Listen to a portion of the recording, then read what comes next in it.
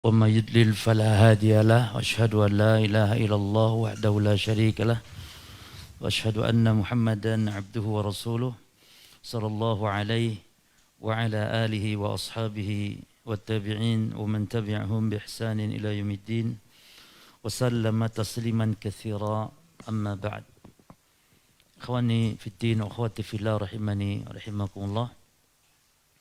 Kita melanjutkan membaca kitab Al-Aqidah Al-Wasithiyah karya Syekhul Islam Ibn Taimiyah rahimahullah yang disyarah oleh Fadilatul Syekh Muhammad bin Shalih Al-Utsaimin rahimahullah.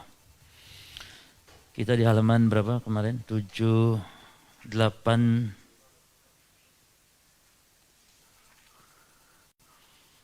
77 ya kalau di yang di PDF 77. Taib, ada 6 bahasan terkait perkataan Syekhul Islam Ibn Taimiyah rahimahullah taala, wa minal imani billahi al-iman bima wasafa bihi nafsahu fi kitabihi wa bima wasafahu bihi rasuluhu Muhammadun sallallahu alaihi wasallam. Di antara iman kepada Allah itu adalah iman kepada apa yang Allah telah sifatkan atas dirinya di dalam Al-Quran dan apa yang Rasul sudah sifatkan terhadap Allah yang ada di dalam sunnah. Ada 4 bahasan. Kita masuk sekarang al-mabhas ar-rabi' atau al-mabhas al-khamis. Al-mabhasul khamis. Qala al-muallif rahimahullah, al-mabhasul khamis, bahasan yang kelima.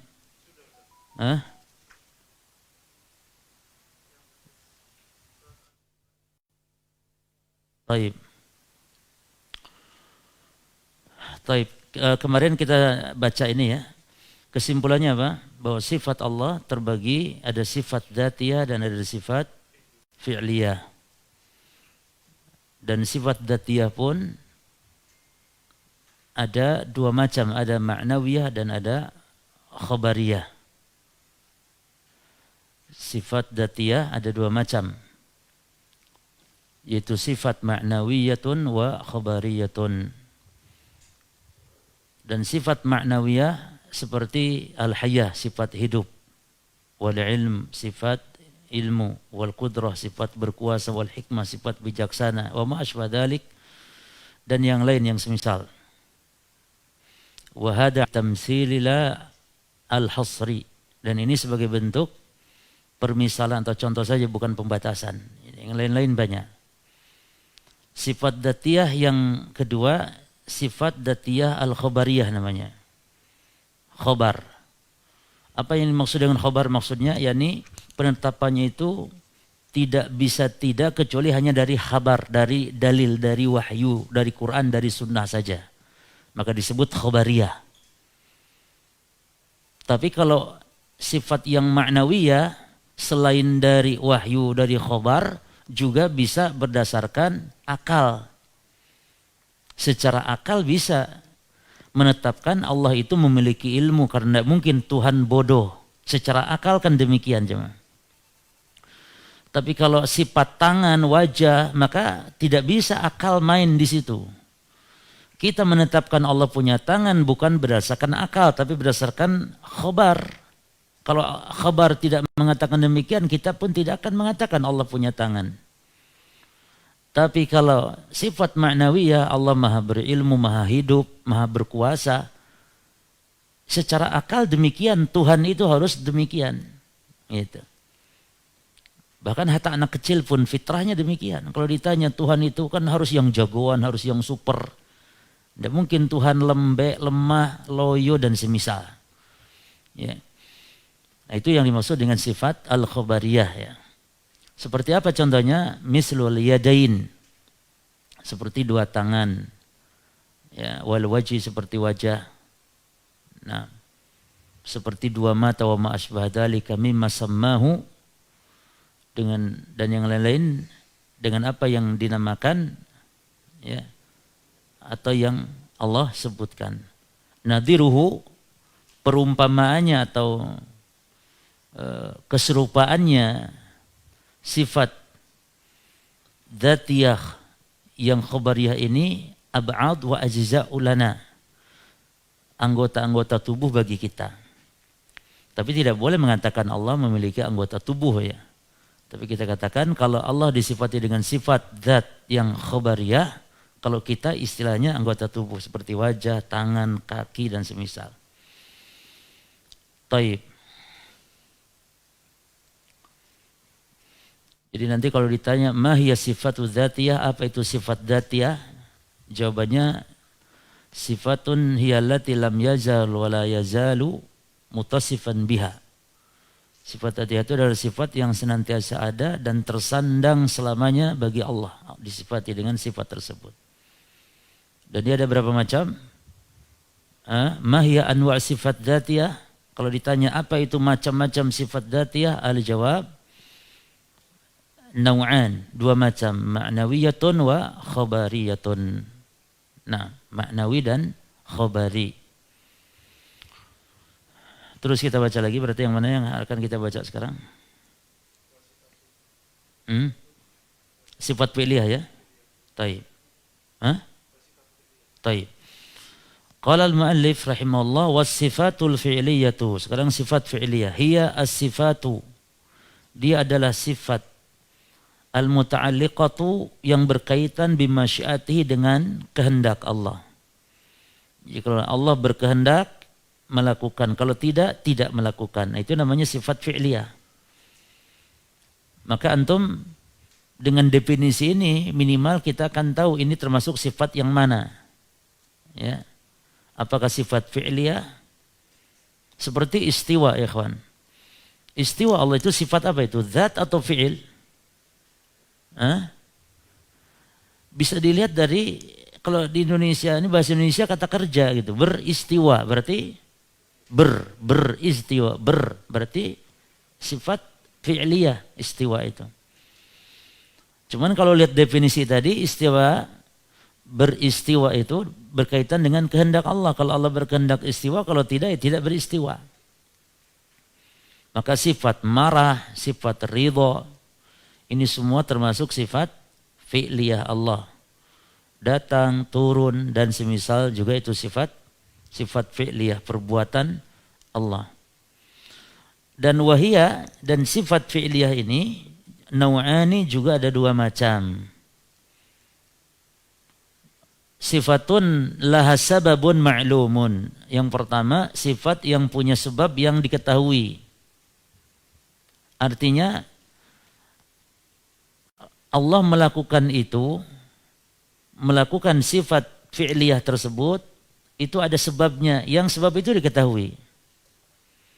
Karena Allah melakukan suatu perbuatan yang sebabnya kita tidak tahu. Tidak tahu kita sebabnya. Misalnya, kenapa Allah turun di sepertiga malam yang akhir? Tidak tahu kenapa harus di malam itu, kita tidak tahu. Tapi yang kita tahu misalnya Allah ridha. Allah ridha. Kita tahu sebab Allah ridha, yakni karena orang itu beriman, Allah ridha. Demikian pula Allah murka. Itu sifat-sifat perbuatan Allah yang kita tahu sebabnya. Maka yang pertama, sifatun laha sababun ma'lum. Sifat fi'liyah yang pertama macamnya adalah sifat yang dia memiliki sababun ma'lumun, sebab yang diketahui. Mislur ridha. Seperti ridha. Fallahu azza wa jalla idza wujida sababur ridha radiya. Maka Allah Azza wa Jalla apabila didapati sebab ridha, maka Allah akan, sebab keridhaan, maka Allah akan ridha. Seperti di surah Az-Zumar. Kama qala ta'ala, sebagaimana Allah Ta'ala berfirman. Diarahkan lagi atasnya. Ayo. Ayo. Seperti apa? Kama qala ta'ala, dalam firman Allah Ta'ala, in takfuru fa innallaha ghaniyyun ankum. Jika kalian kufur, Allah itu maha kaya, Allah tidak butuh. Jadi Allah tidak butuh keimanan kalian. Mau kufur terserah, Allah tidak butuh keimanan kalian. Wala yarda li'ibadihil kufra, dan Allah tidak ridha terhadap hamba-hamba yang kufur. Perhatikan, wa in tashkuru, ini. Dan jika kalian bersyukur, maka yardahu lakum, Allah ridha. Berarti dalam ayat ini apa sebab ridha Allah di sini? Apa sebab Allah ridha dalam ayat ini? wa in tashkuru, yaitu syukur. Jelas ya, syukur. Ini salah satu contoh saja jemaah.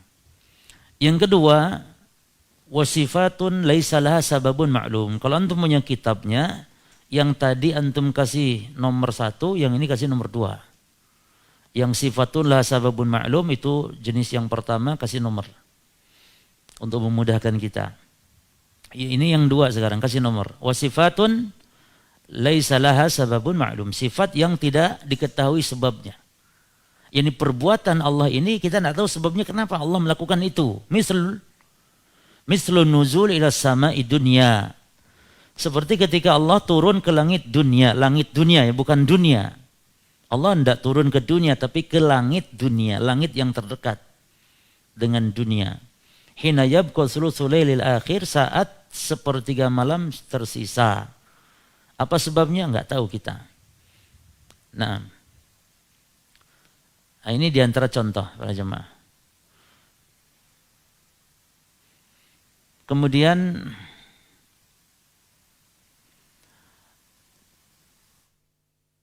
wa minas sifati, dan diantara sifat Allah itu ma huwa sifatun dzatiyah wa fi'liyatun bi'tibarain. Ada yang fi'liyah sekaligus juga dzatiyah dari dua tinjauan. Jadi ada sifat yang double, bukan fi'liyah ta' tapi juga dzatiyah, bukan dzatiyah ta' tapi juga fi'liyah masuk di situ. Dari dua tinjauan.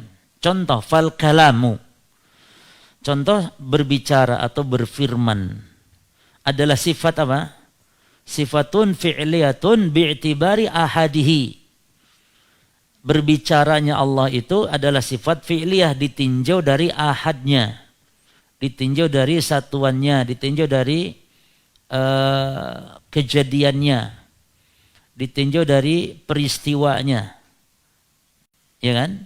Ini Allah hanya berbicara, itu ditinjau dari perbuatan Allah berbicara, itu sifat fi'liyah.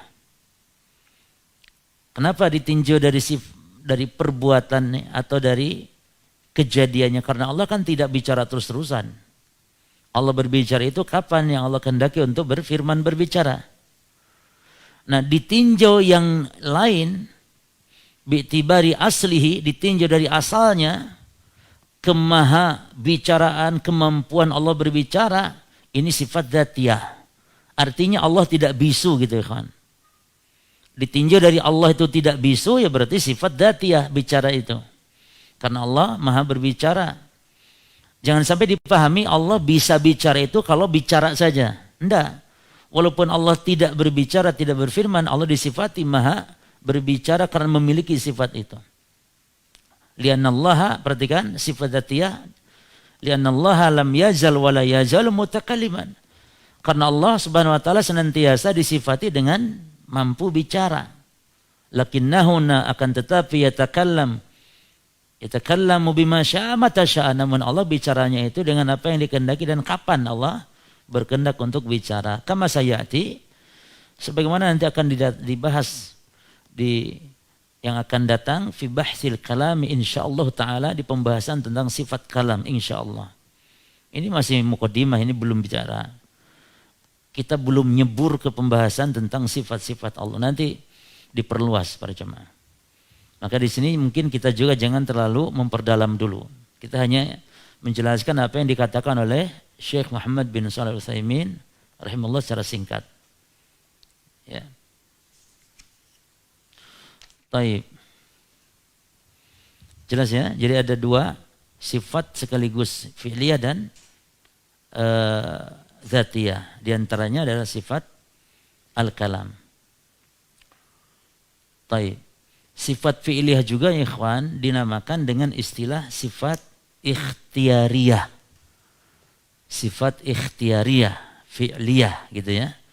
Sifat ikhtiyariyah fi'liyah. Nah, sifat fi'liyah ini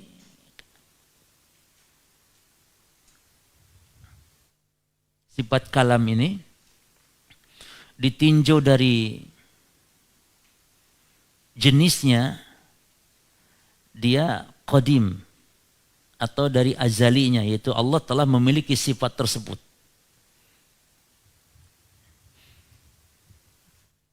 Namun ditinjau dari ahadnya, ahadnya itu artinya peristiwanya, kejadiannya, maka sifat fi'liyah Allah ini adalah dia itu baru, hadis baru.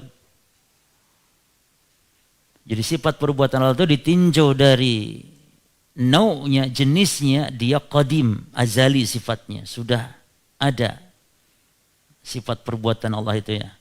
Namun ditinjau dari apanya? Ditinjau dari satuannya, ditinjau dari ahadnya, ditinjau dari peristiwa atau kejadiannya, maka sifat tersebut hadis atau baru. Itu baru terjadi ketika Allah melakukannya. Maka diistilahkan dengan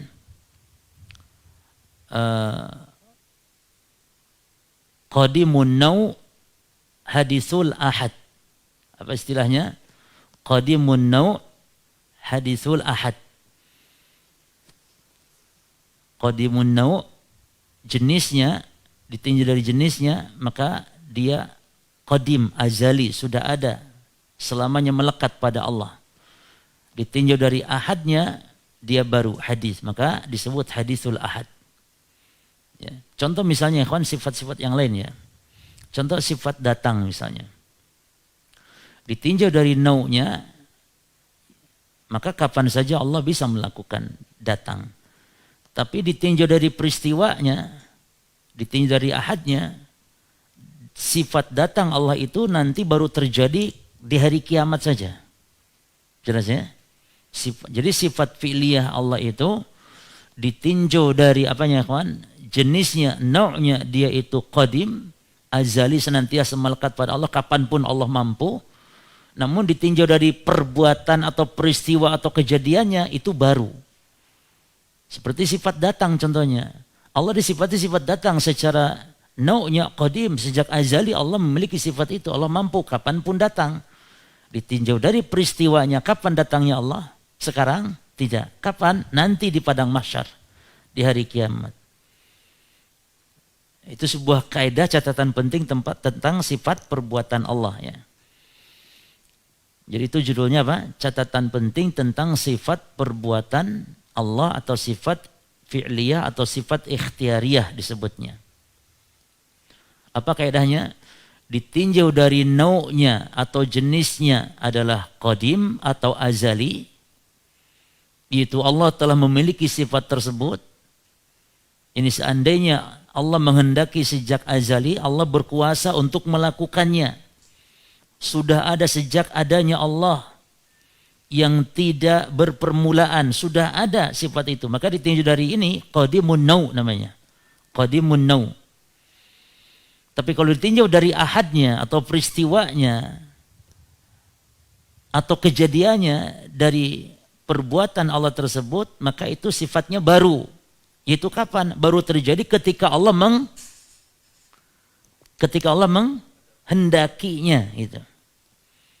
Inilah yang disebut dengan istilah hadisul ahad. Yang tadi qadimun nau', yang ini hadisul ahad. Contoh yang mudah tadi apa? Sifat datang bagi Allah contohnya. Sifat datang. Allah mampu datang kapanpun. Tapi kejadiannya ditinjau dari ahadnya. Datangnya Allah adalah nanti di hari kiamat. Karena Asy'ariyah para jemaah. Akidah Asy'ariyah berkeyakinan tidak ada istilah hadisul ahad. Ya. Tidak ada istilah hadisul ahad. Jadi sifat Allah semuanya azali, tidak ada yang hadis, tidak ada yang baru. Namun kalau ahli sunnah merinci demikian. Ya. Kita memiliki sebuah kaidah qadimun nau' hadisul ahad. Hadisul ahad. Jelas atau agak bingung sedikit?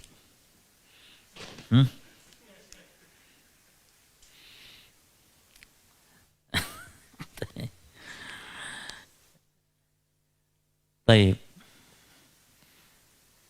Kenapa ahli sunnah ngomong begini? Karena ada yang berkeyakinan dulu demikian Jadi pembicaraan di kalangan ulama-ulama ahli sunnah tersebut sebenarnya dalam rangka membantah kepada ahli bid'ah. Ketika kaum Asy'ariyah mengatakan sifat Allah itu tidak ada yang baru, semuanya qadim azali. Ini ucapan yang sesat, menyimpang, nggak boleh. Gitu. Jadi yang benar sifat Allah, yang sifat dia itu perbuatan, sifat fi'liyah Allah. Kalau sifat dzatiyah ya nggak harus dibahas. Jelas kalau sifat dzatiyah tidak ada istilah sifat yang baru. Ini Allah baru punya mata sekarang misalnya. Enggak, ini sifat fi'liyah nih. Sifat fi'liyah itu ditinjau dari nau'nya, jenisnya, azali, qadim. Sejak awal Allah sudah mampu itu. Mau ngapain saja Allah mampu melakukan. Namun ditinjau dari perbuatan atau aksinya, kapan? Ya ketika Allah berkehendak saja. Berarti baru istilahnya. Baru. Bukan sejak lama tapi baru. Contoh datang Allah. Sifat datang Allah itu ditinjau dari nau'nya. Allah mampu untuk datang kapanpun. Ditinjau dari aksinya kapan? Nanti dari kiamat bahkan. Jelas enggak di sini? Wis, rodok-rodok ini apa Mas. Terus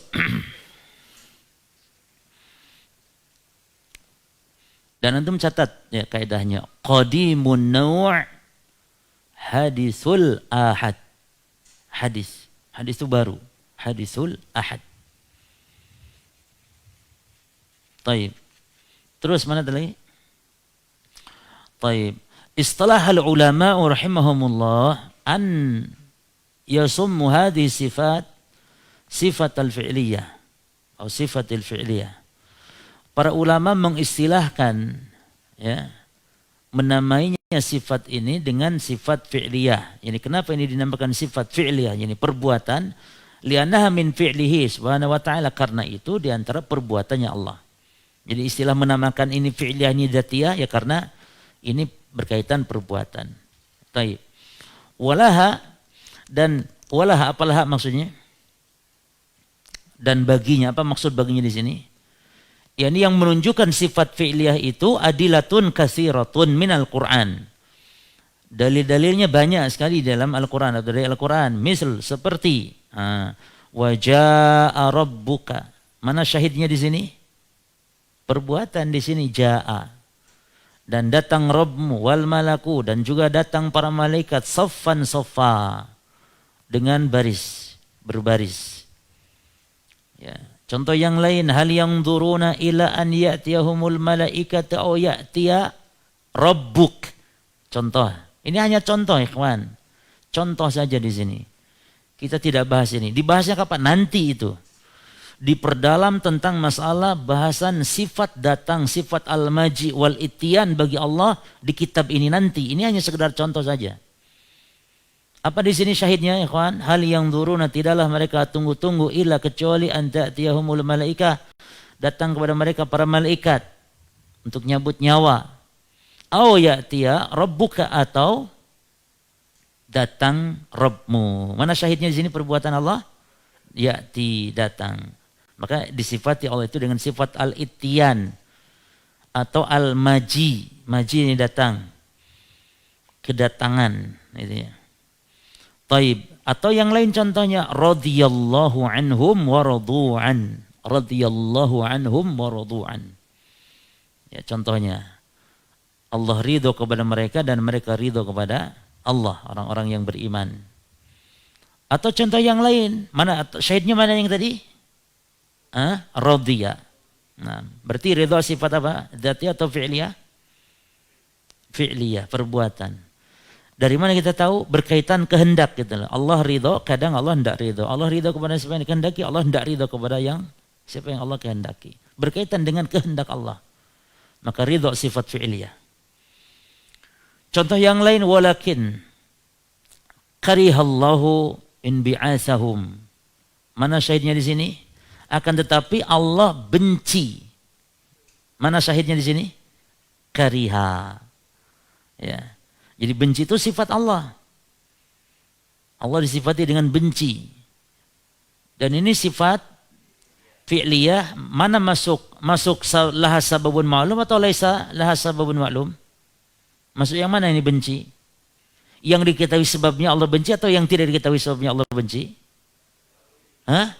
Diketahui ya kawan. Ketahui sebabnya. Ini contoh di sini Allah benci kepada siapa ini? Orang munafik. In bi'asahum fasabbatahum. Akan tapi Allah benci dengan in bi'asahum, keberangkatan orang munafik ikut perang bersama Rasul, Allah benci dia. Karena nanti di peperangan hanya membuat masalah, problem saja orang-orang munafik itu. Ya. Maka akhirnya fasabbatahum. Akhirnya Allah pun karena benci orang munafik ikut peperangan bersama Rasul, Allah pun akhirnya membuat mereka lemah keinginan mereka untuk ikut berperang. Sehingga orang-orang munafik banyak yang tidak ikut. Taib. Contoh yang lain. An sakhitallahu alaihim. Mana di sini? As-sukht atau as-sakhat. Ya. Yani murka. Benci, murka. Satu lagi al-ghadab. Ghadiballahu alaih. Banyak sekali contoh-contoh dalam Quran. Demikian pula dalam hadis. Taib. Walaysa fi isbatiha lillahi ta'ala. Perhatikan jemaah. Ini juga sebuah kaidah penting. Dan di dalam penetapan sifat Allah tersebut, bukanlah dia itu naqsin biwajhin minal wujuh. Walaysa fi isbatiha lillahi ta'ala. Dan tidaklah di dalam penetapan sifat Allah tersebut ya, naqsun biwajhin minal wujuh, merupakan bentuk kekurangan dari segi apapun. Jadi kita mensifati perbuatan-perbuatan Allah tersebut ini tidak menunjukkan kekurangan, melecehkan Allah misalnya, tidak. Allah ditetapkan punya tangan, punya jari, Allah ditetapkan punya sifat-sifat seperti tadi, sifat benci, sifat murka. Ini bukan berarti merendahkan Allah. Bal hadza min kamalihi. Menetapkan sifat perbuatan Allah bukanlah menunjukkan kekurangan, bahkan ini min kamalihi. Menunjukkan kesempurnaan Allah, an yakuna fa'ilan lima yurid. Itu Allah itu melakukan apa yang Allah kehendaki. Ya, Allah berbuat itu justru menunjukkan kesempurnaan Allah, di mana Allah berbuat sesuai dengan apa yang Allah kehendaki. Wa ulaikal qaum al-muharrifun, namun mereka kelompok atau kaum yang atau golongan yang muharrifun, apa muharrifun? Yang mentahrif atau mentakwil atau menyelewengkan. Yaqulun, mengatakan isbatuha, menetapkan sifat Allah tersebut, minan naqsi, itu bentuk merendahkan, meremehkan, menghina Allah, kata mereka. Walihada yunkiruna jami'a sifatil fi'liyah. Oleh karena itu mereka mengingkari seluruh sifat-sifat fi'liyah. Yaqulun, mereka mengatakan la yaji'u, Allah tidak datang, la yarda, Allah tidak ridha, wala yaskhat, Allah tidak marah, wala yukrah, wala yakrahu, Allah tidak murka, wala yuhib, Allah tidak cinta. Terus yunkirun kullu hadhihi, mereka ingkari semua sifat itu. Bid'ah dengan alasan apa? Pindah. Ayo. Bid'ah anna hadhihi hadisah. Lihat tadi, Asy'ariyah tidak mengimani sifat Allah itu ada yang baru. Semua sifat Allah itu adalah qadim. Sementara sifat-sifat perbuatan Allah semuanya hadisah. Semuanya apa? Baru. Sesuatu yang baru tidak mungkin pada Allah, kata mereka. Apa yang main ini mereka? Mainnya akal jemaah. Mainnya akal. Kalau kita kan tidak ribet, Allah melakukan, ya sudah Allah melakukan. Sudah dengan apa yang Allah kehendaki. Tapi mereka akalnya main. Kalau Allah melakukan suatu perbuatan, ini kan baru terjadi. Wah, ini nggak mungkin bagi Allah. Kalau sesuatu yang baru hanya terjadi pada makhluk, tidak mungkin bagi Allah. Kita dengan memikirkan ucapan mereka pun kita sudah bingung. Ya. Apa maksud sesuatu yang baru tidak mungkin pada Allah ini? Dari mana ucapan ini? Gitu loh. Nah, itulah mereka. Wal haditsu la yaqumu illa bihadis. Karena al hadisu la yaqumu illa bihadis. Sesuatu yang baru tidak akan bisa berdiri kecuali dengan sesuatu yang baru. Padahal Allah tidak baru. Wa hadza batilun. Namun pendapat ini jelas batil. Li'annahu fi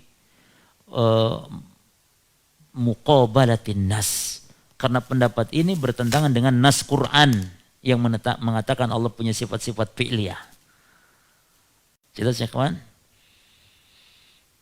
Wa huwa batilun bin nafsihi, dan dia batil secara sendirinya. Fa innahu la yalzimu min hudutsil fi'li hudutsul fa'il.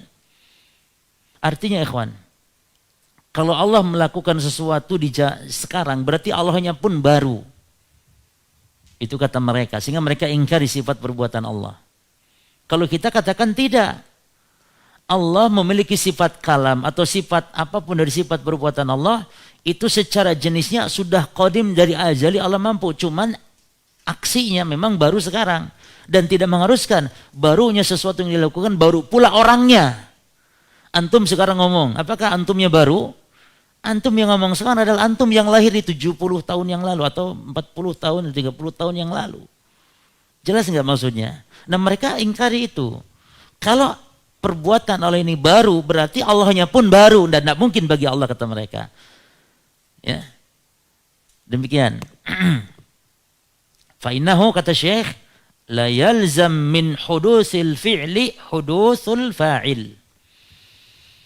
Karena sesungguhnya tidak mengharuskan barunya perbuatan, baru pula yang berbuatnya.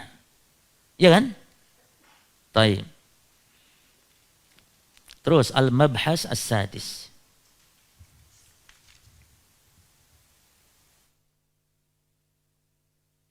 Kalau ada soal nanti misalnya, hat misalan li sifat al-ma'nawiyah wal khabariyah.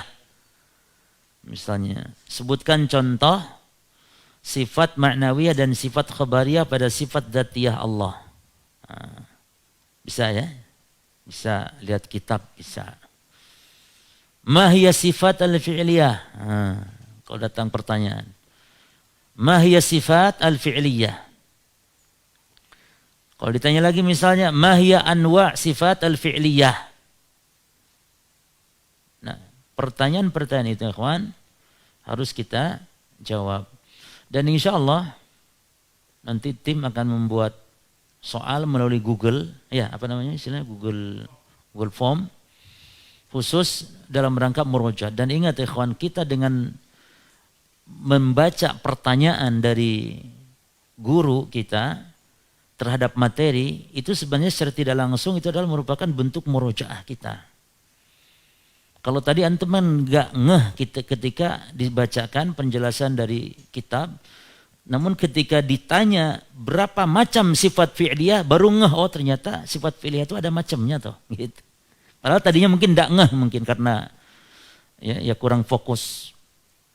Misalnya, ketika ditanya ma'hat misalan li sifat al-ma'nawiyah wal khabariyah, berikan contoh sifat ma'nawiyah dari sifat dzatiyah. Apa? Fokus akhirnya. Maka dengan kita membaca soal dan mengisinya, ini merupakan bentuk murojaah yang paling baik.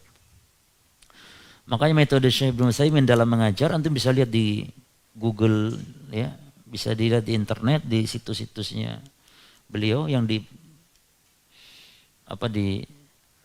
disampaikan oleh murid-muridnya. Syekh Ibnu Utsaimin ketika memulai pelajaran, dia tidak memulai dulu tapi bertanya dulu pelajaran yang kemarin. Satu-satu. Fulan, ma huwa sifatul fi'lah? Terus semuanya. Jadi persiapan muridnya itu. Cuman kalau kita terapkan di sini, nggak tahu, anak takutnya antum besok sudah nggak daftar lagi. Harusnya memang demikian ya kawan. Pelajaran kemarin demikian. Ya. Demikian metode pelajaran Syekh Ibnu Utsaimin. Baru kemudian setelah itu suruh baca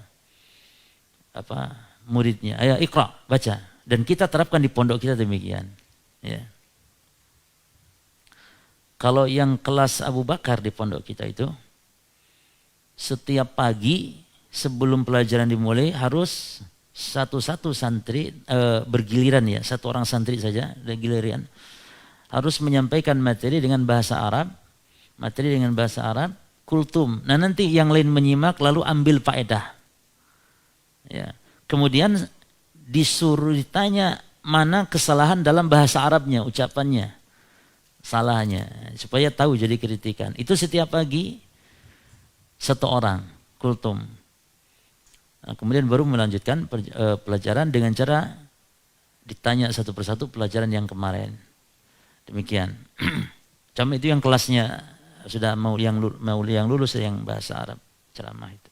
Kultum, bukan kultum apa yang 5 menit, kultum kuliah 7 menit. Baik. Lanjut ya. Jam berapa? Hah? 10. Baik. Al-mabhas kam as-sadisu. Pembahasan yang ke-6. Annal aqla la madkhala lahu fi babil asma'i was sifat. Bahwasanya akal itu tidak ada ruang, tidak masuk ya baginya dalam bab asma dan sifat.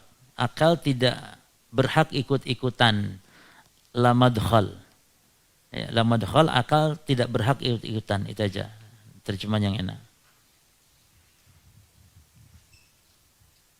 Akal tidak madkhal. Madkhal juga bisa diartikan kepo. Ya, kepo.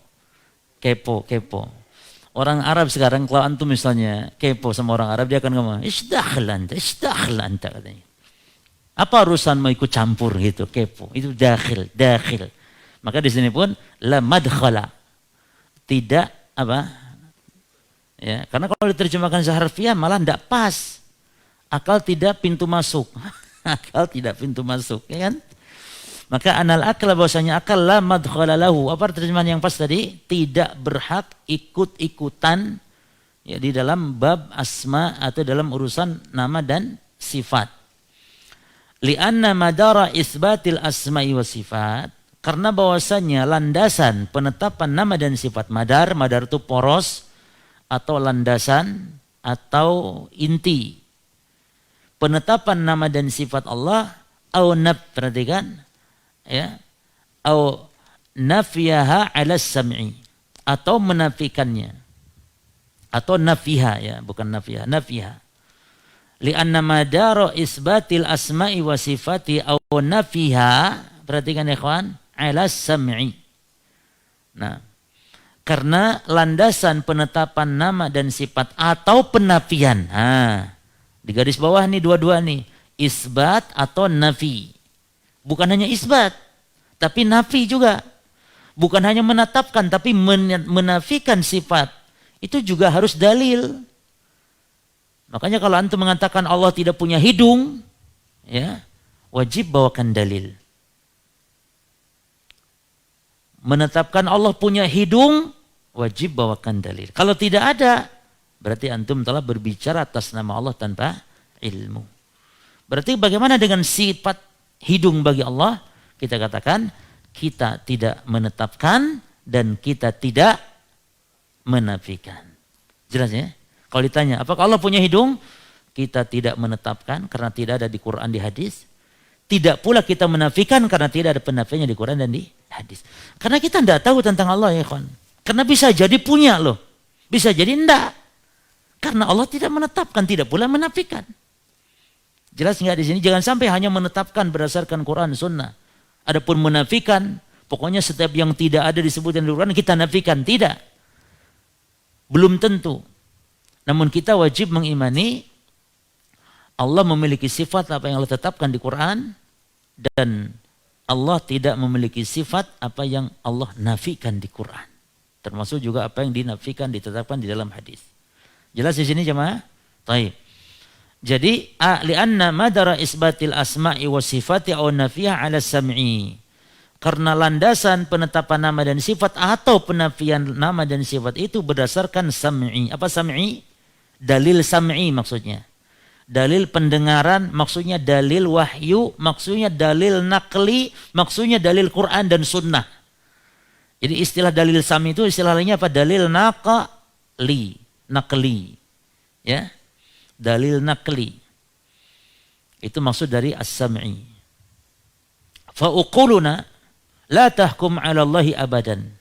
Maka akal-akal kita tidak menghukumi atas Allah selamanya.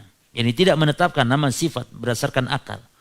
Wal madaru idzan 'ala sam'i. Maka landasannya jika demikian adalah as-sam'i. Taib. Khilafan, berbeda dengan lil asy'ariyati wal mu'tazilati wal jahmiyati wa ghairihi min ahli ta'til. Berbeda dengan asy'ariyah, mu'tazilah, jahmiyah dan selain mereka dari golongan ahlu ta'til. Berarti asy'ariyah, mu'tazilah, jahmiyah ini kelompok apa namanya? Mu'attilah atau ahlu ta'til. Dan ahlu ta'til ada dua macam ya. Ada yang ta'til kulli total, ada yang ta'til juz'i hanya sebagian. Contoh ta'til kulli Jahmiyah dan Mu'tazilah. Contoh ta'til juz'i siapa? Asy'ariyah, Maturidiyah dan Kulabiyah.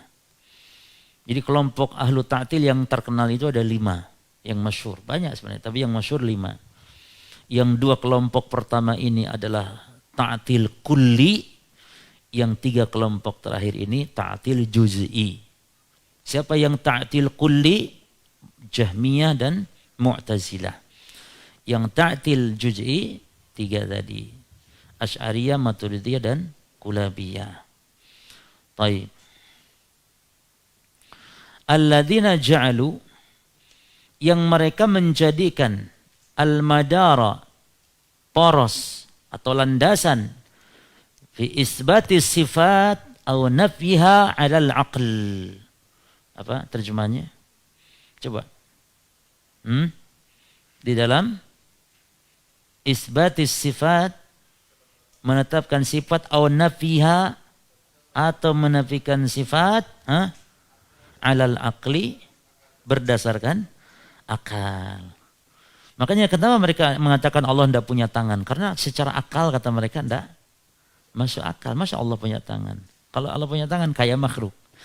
Berarti mereka ketika mengingkari Allah punya tangan, terlebih dahulu mereka telah ngeres kalau Allah itu sama dengan makhluk tangannya. Kan begitu? Ya.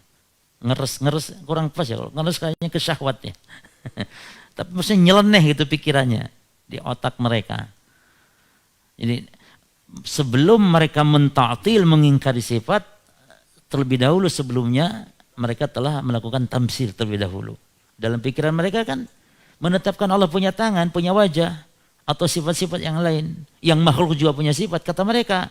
Berarti menyerupakan dengan makhluk. Berarti menurut mereka sifat Allah itu sama dengan sifat makhluk.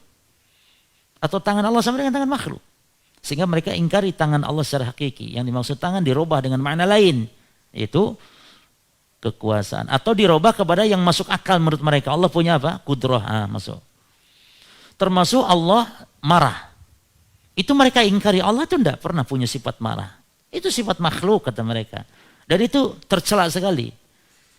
Lalu maksud marah apa? Maksud marah itu maksudnya iradatul intiqam.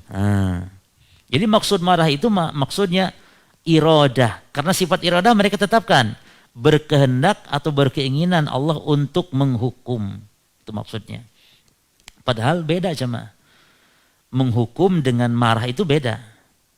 Menghukum lain, intiqam lain, al-ghadab lain pula.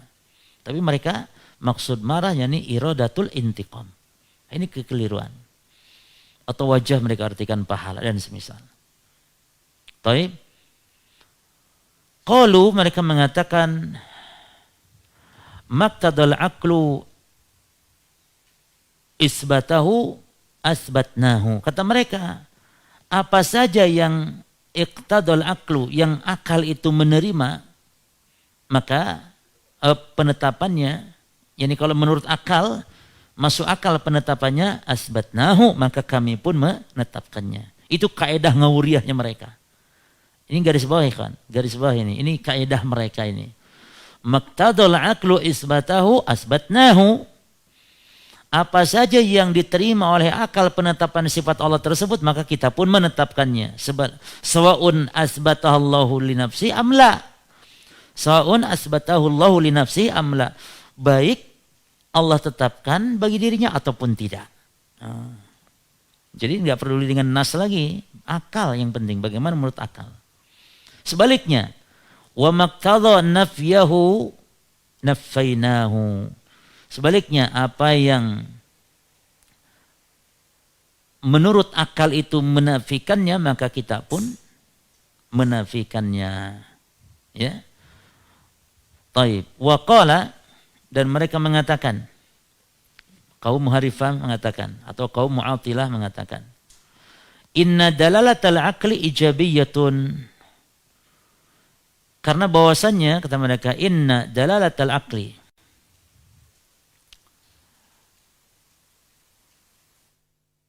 pendalilan akal itu ijabi sifatnya. Sifatnya sesuatu yang positif kata mereka, ijabi. Ya. Terjemahan yang pas ya supaya antum paham apa ya. Inna dalalatal aqli ijabiyatun.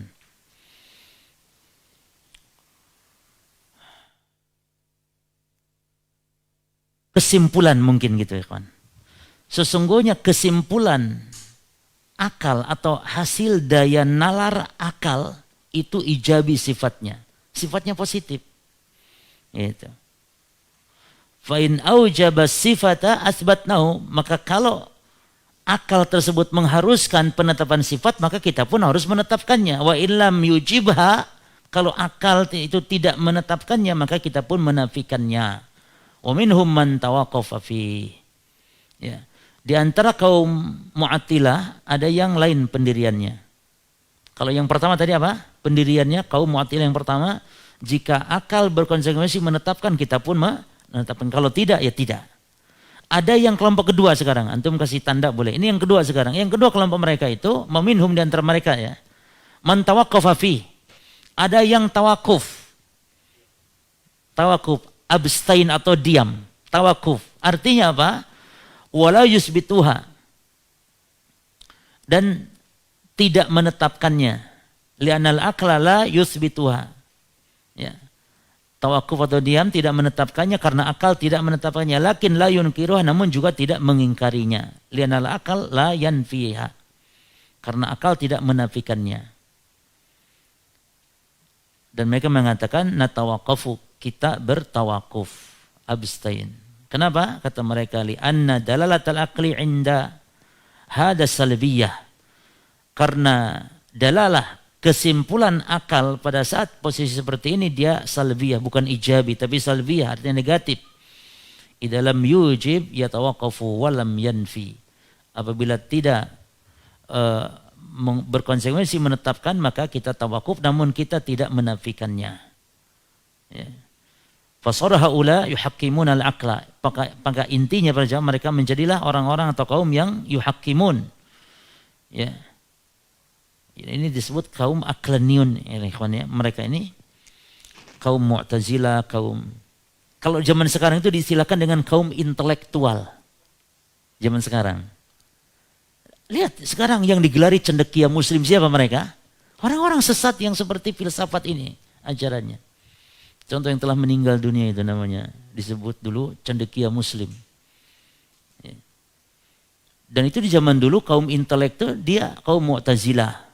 Ini kaum yang mendahulukan akal dalam penetapan hal-hal sifat Allah seperti atau sifat-sifat Allah atau perkara-perkara gaib. Ya, disebut kaum aklaniun, cendekia.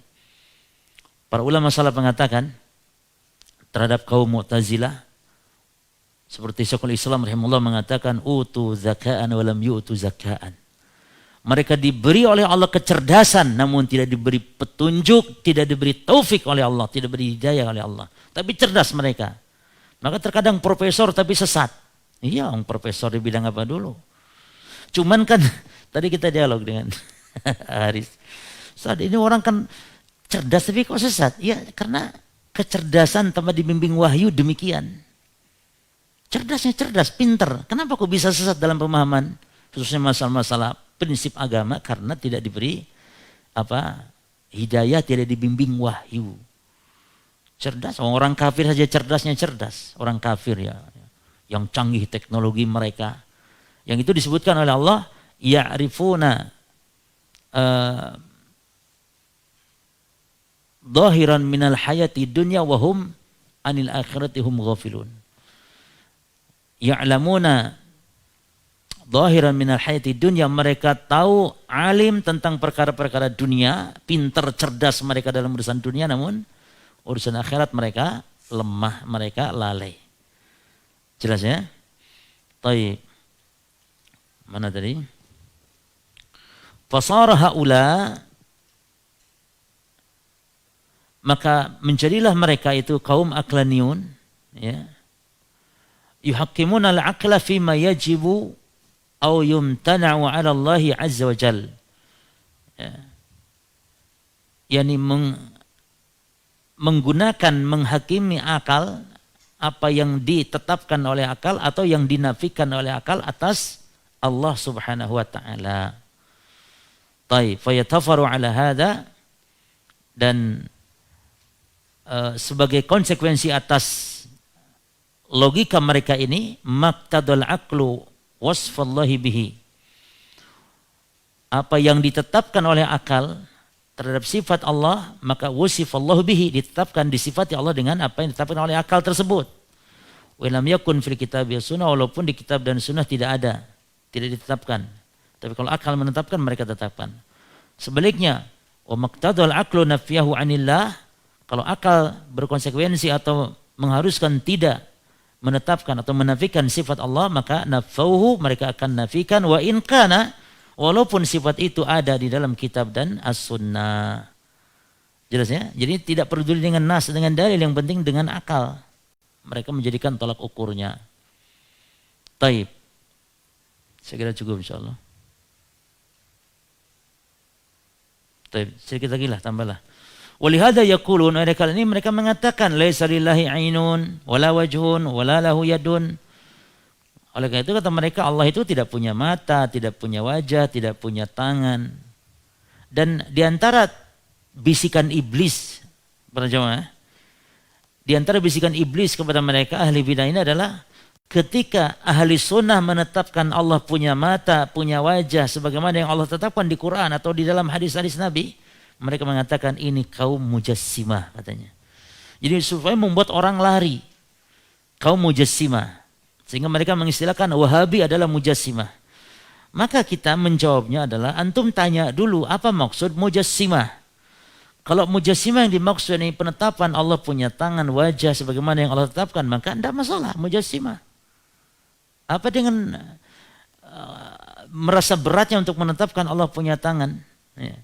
Tapi kalau jisim yang dimaksud oleh mereka, jisim yang dibentuk penyerupaan Allah dengan makhluk, seperti Allah punya tangan, punya kuku, punya urat, nadi, punya darah, maka ini berarti bentuk-bentuk penyerupaan, maka kita katakan tidak demikian. Kenapa kita membolehkan mengatakan mujassimah? Karena dalam kaidahnya ikhwan, sebuah istilah di dalam sifat khususnya, apa yang tidak ditetapkan oleh Allah namun tidak pula dinafikan. Tidak ditetapkan, tidak pula dinafikan. Seperti sifat al-jisim. Seperti sifat jisim, jasad. Itu tidak ditetapkan di Quran, tidak pula dinafikan. Atau sifat al-jihah, sifat arah. Apakah Allah berarah? Atau sifat al-makan, sifat tempat bagi Allah. Ini tidak ditetapkan, tidak dinafikan. Jika demikian, maka harus dirinci. Tanya dulu apa maksud tempat. Apa maksud arah bagi antum. Apa maksud jasad menurut antum. Kalau arah itu maksudnya Allah istiwa di atas aras, tinggi di atas langit, itu benar. Nggak masalah mengatakan arah Allah begitu. Tapi kalau arah itu maksud arah itu kiri, kanan, apalagi bawah, jelas mustahil bagi Allah. Kita nafikan sifat arah dengan makna itu. Jadi dirinci ikhwan, termasuk makan. Seolah-olah mereka kan sangat anti atau sangat khawatir, sangat takut menetapkan Allah punya tempat. Sehingga mereka menggembor-gemborkan kaidah Allah mawjud bila makan. Kok takut banget mengatakan Allah punya tempat? Kalau tempat yang dimaksud Allah dinaungi tempat, betul ini tidak bagi Allah. Tapi kalau tempat yang dimaksud Allah itu istiwa di atas aras, itu tempat Allah, tidak masalah kalau itu maknanya benar. Berarti istilah-istilah yang tidak ditetapkan, tidak boleh dinafikan oleh Allah atau oleh Nabi dalam syariat kita, ini harus diperinci ketika diungkapkan oleh manusia. Apa maksudnya? Jelas ya? Jangan antum nafikan total. Enggak ada Allah bertempat, enggak ada Allah memiliki arah, enggak ada Allah berjasad. Lihat dulu maksud jisim itu apa, jasad itu apa. Ya. Jelas ya? Taib. Wala istiwa 'alal arsy. Juga kata mereka Allah tidak beristiwa di atas arsy. Wala yanzilu ila sama'i dunya. Allah tidak turun. Lakinnahum, namun mereka yuharrifuna, mentahrif. Apa tahrif? Merubah, menyelewengkan makna yang hakiki kepada makna lain dengan cara yang batil. Wa yusammuna tahrifahum, dan mereka menamakan tahrif mereka itu takwilan. Takwil. Supaya apa? Lebih lembut terasa. Kalau tahrif kan kasar, kalau tahrif kan sesat. Tapi kalau takwil agak adem kedengarannya. Kan gitu jangan. Contoh, pelacur dengan PSK, mana yang lebih adem kedengarannya? Apalagi dengan kupu-kupu malam. Lebih adem kupu-kupu malam daripada pelacur. Lebih adem lagi PSK. Pokoknya pekerja seks komersial. Nah, apalagi ada komersil gitu. Yang sangkanya kayak halal saja gitu. Riba, renten dengan bunga. Mana yang lebih adem kedengarannya? Bunga. Demikian pula tahrif. Mereka nggak mau disebut ahlu tahrif. Tapi ahlu takwil katanya. Karena memang takwil itu ada makna yang makna benar. Namun kita sebagai ahli sunnah tidak usah menyebut ungkapan takwil kepada mereka. Mereka mentahrif gitu saja. Sebab kalau tahrif itu sudah konotasi jelek. Nggak ada tahrif yang baik. Tapi kalau takwil ada konotasi yang baik. Itu maknanya tafsir. Makanya kata Imam Ibnu Jari dalam tafsirnya, beliau selalu berkata, wa ta'wilu qaulihi ta'ala, dan takwil dari firman Allah ini adalah kada wa kada, begini dan begitu. Takwil disebutnya. Dan maknanya apa? Tafsir, sebagaimana Nabi berdoa. Mendoakan Ibnu Abbas, Allahumma alimhu at-ta'wil. Ya Allah, ajarkan Ibnu Abbas takwil. Apakah takwil yang maksud oleh kaum Mu'tazilah? La. Takwil yang dimaksud oleh Nabi dalam hadis, takwil yang benar maknanya tafsir. Terus, walau ankaru inkara jahdin, sebab kalau mereka mengingkari dengan pengingkaran yang bentuknya penolakan ini secara total, lakafaru, niscaya mereka kafir. Jadi ahlu ta'til itu menolak sifat Allah bukan menolak total ya, tapi mentakwil dalam tanda kutip, mentahrif maknanya. Jadi Allah punya wajah, ya wajah, tapi wajah maknanya pahala kata mereka. Lianahum kadzabu, karena kalau mereka mengingkari total berarti mengingkari, mendustakan berarti ayat Al-Quran. Lakinnahum yunkiruna inkara, akan tapi mereka mengingkarinya bentuk pengingkaran ma yusammunahu ta'wilan, yang dinamakan dengan takwil. Wa huwa indana tahrifun mahdhan. Dan menurut kita ahli sunnah itu bukan takwil tapi tahrif namanya. Oh, Allah mengatakan punya tangan, dia mengatakan enggak, bukan tangan hakiki. Iya, lafadznya tangan, tapi maksudnya kekuatan, kekuasaan. Ini kan berarti secara tidak langsung telah mengingkari. Makanya setiap orang yang mentahrif disebut menta'til atau mu'atilah. Setiap orang yang mentahrif, kullul muharrif mu'atil. Setiap yang mentahrif dia telah melakukan ta'til, mengingkari. Walaupun menetapkan lafaz-lafaznya Allah punya tangan, punya wajah, tapi maksudnya bukan itu secara hakiki, tapi kekuasaan dipalingkan dengan mana yang lain. Baik. Walhasil, kesimpulan nanti kita lanjutkan ya. Sampai sini ya. Walhasil, kesimpulan. Baik, Haris ada di situ tanwil afham.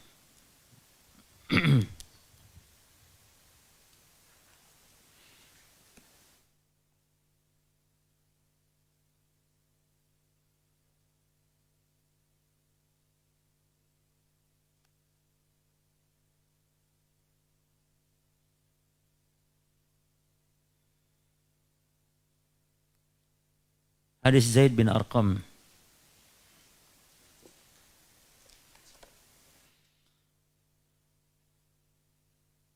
Baik.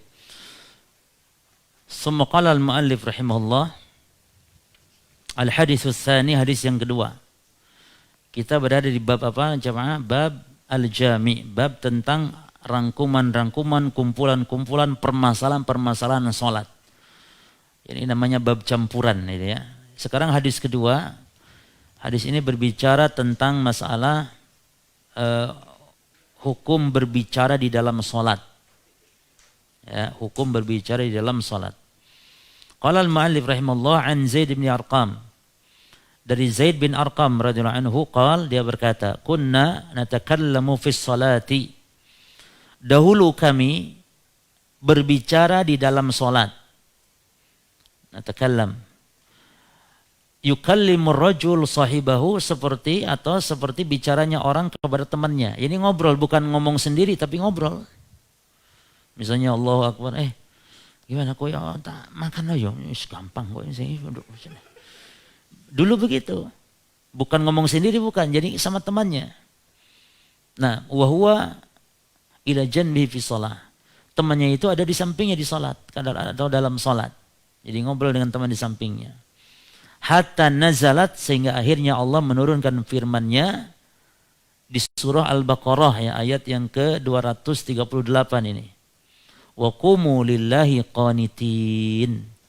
Dan berdirilah untuk Allah dalam keadaan atau dengan qanit, dengan khusyuk, dengan diam, jangan ngomong. Maka fa umirna bis-sukuti wa nuhina 'anil kalam. Maka berdasarkan ayat ini kami diperintah untuk diam. Siapa yang memerintah di sini maksudnya? Kalau sahabat tentu, kalau sahabat ngomong kami diperintah, yang merintah siapa? Bukan Allah, karena sahabat yang ngomongnya. Siapa yang merintah? Rasul. Kalau Rasul yang ngomongnya, siapa yang merintah? Allah. Jelas ya? Seperti Nabi mengatakan, nuhitu an aqra al-Quran sajidan. Aku dilarang Allah baca Quran saat sujud. Aku dilarang, kata Nabi. Maka yang melarang di sini adalah Allah. Jadi dilarang di sujud kita membaca Al-Quran. Kecuali bacaan Qurannya isinya doa, baru boleh jemaah. Kalau yang bukan doa, tidak boleh ketika sujud baca Quran. Nah, lihat. Ibadah itu kan bukan sekedar ibadah tapi penempatannya. Baca Quran kan bagus, iya, tapi kalau antum baca saat sujud nggak boleh. Baca Quran bagus, iya, tapi baca di kuburan nggak boleh. Baca Quran di mana yang bagus? Di rumah diperintahkan, bukan di kuburan. Bukan di kuburan. Mana dalilnya jemaah? Baca Quran di kuburan tidak boleh. Dalilnya Nabi mengatakan, la taj'alu buyutakum maqabir. Jangan jadikan rumah kalian kuburan. Fa inna syaitan yanfiru minal baiti alladzi tuqra'u fi suratul Baqarah, karena setan lari di rumah yang dibacakan surat Al-Baqarah. Berarti baca Quran itu di rumah. Kata Nabi, jangan jadikan rumah kuburan. Berarti kuburan bukan tempat baca Quran.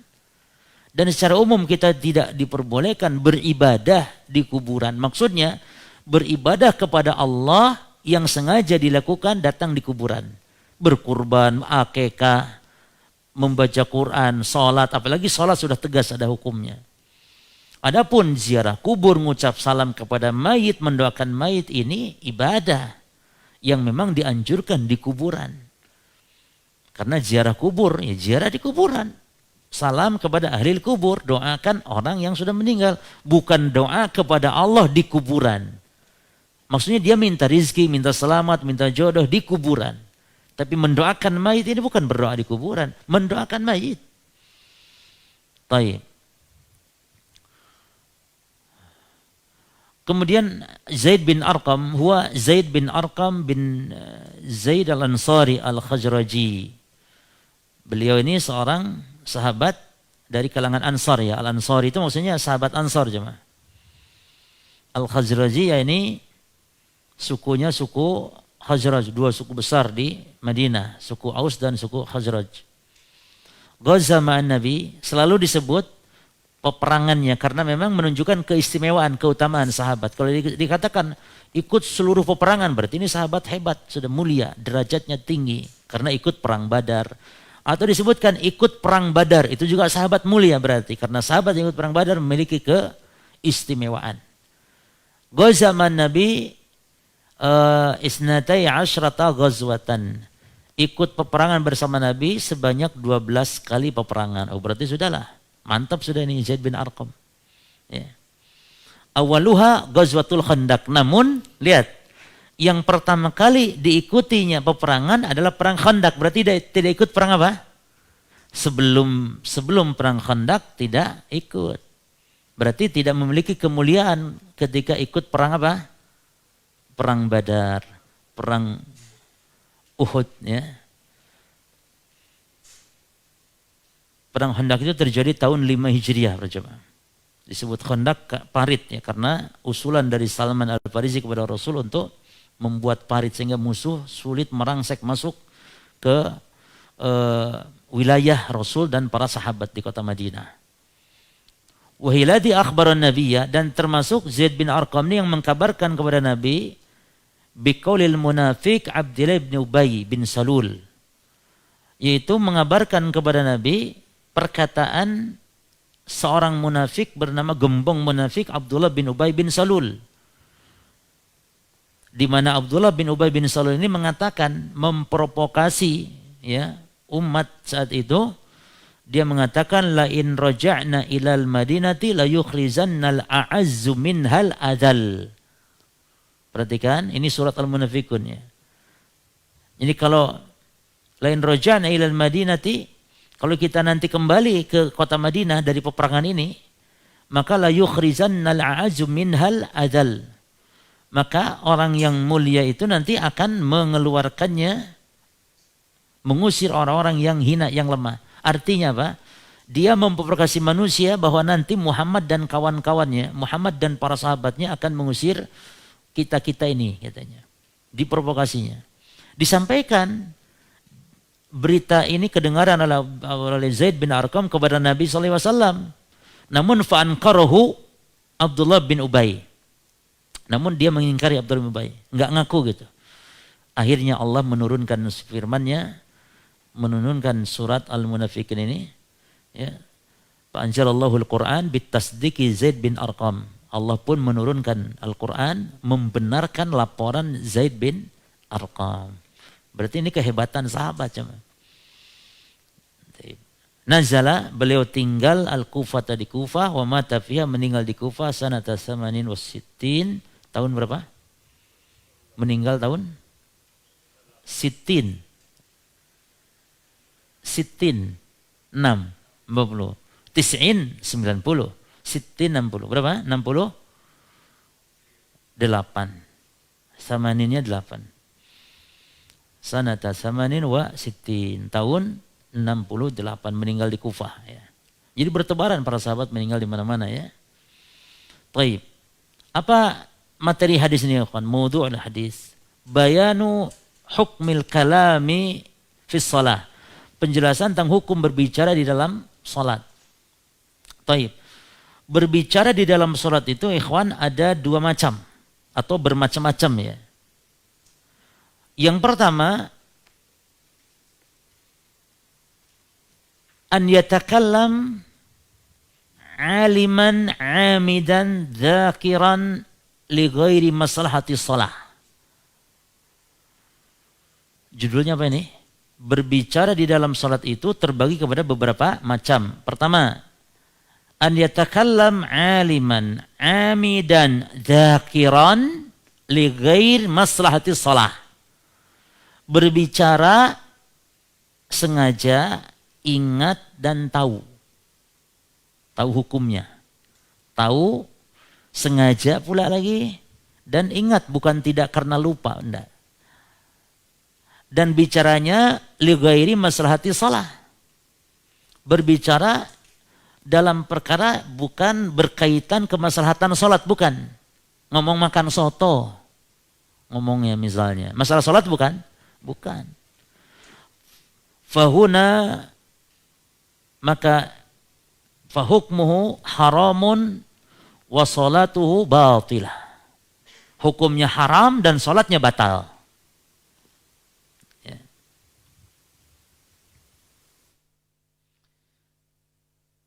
Imam Ibnul Mundir mengatakan ini ijma' jemaah.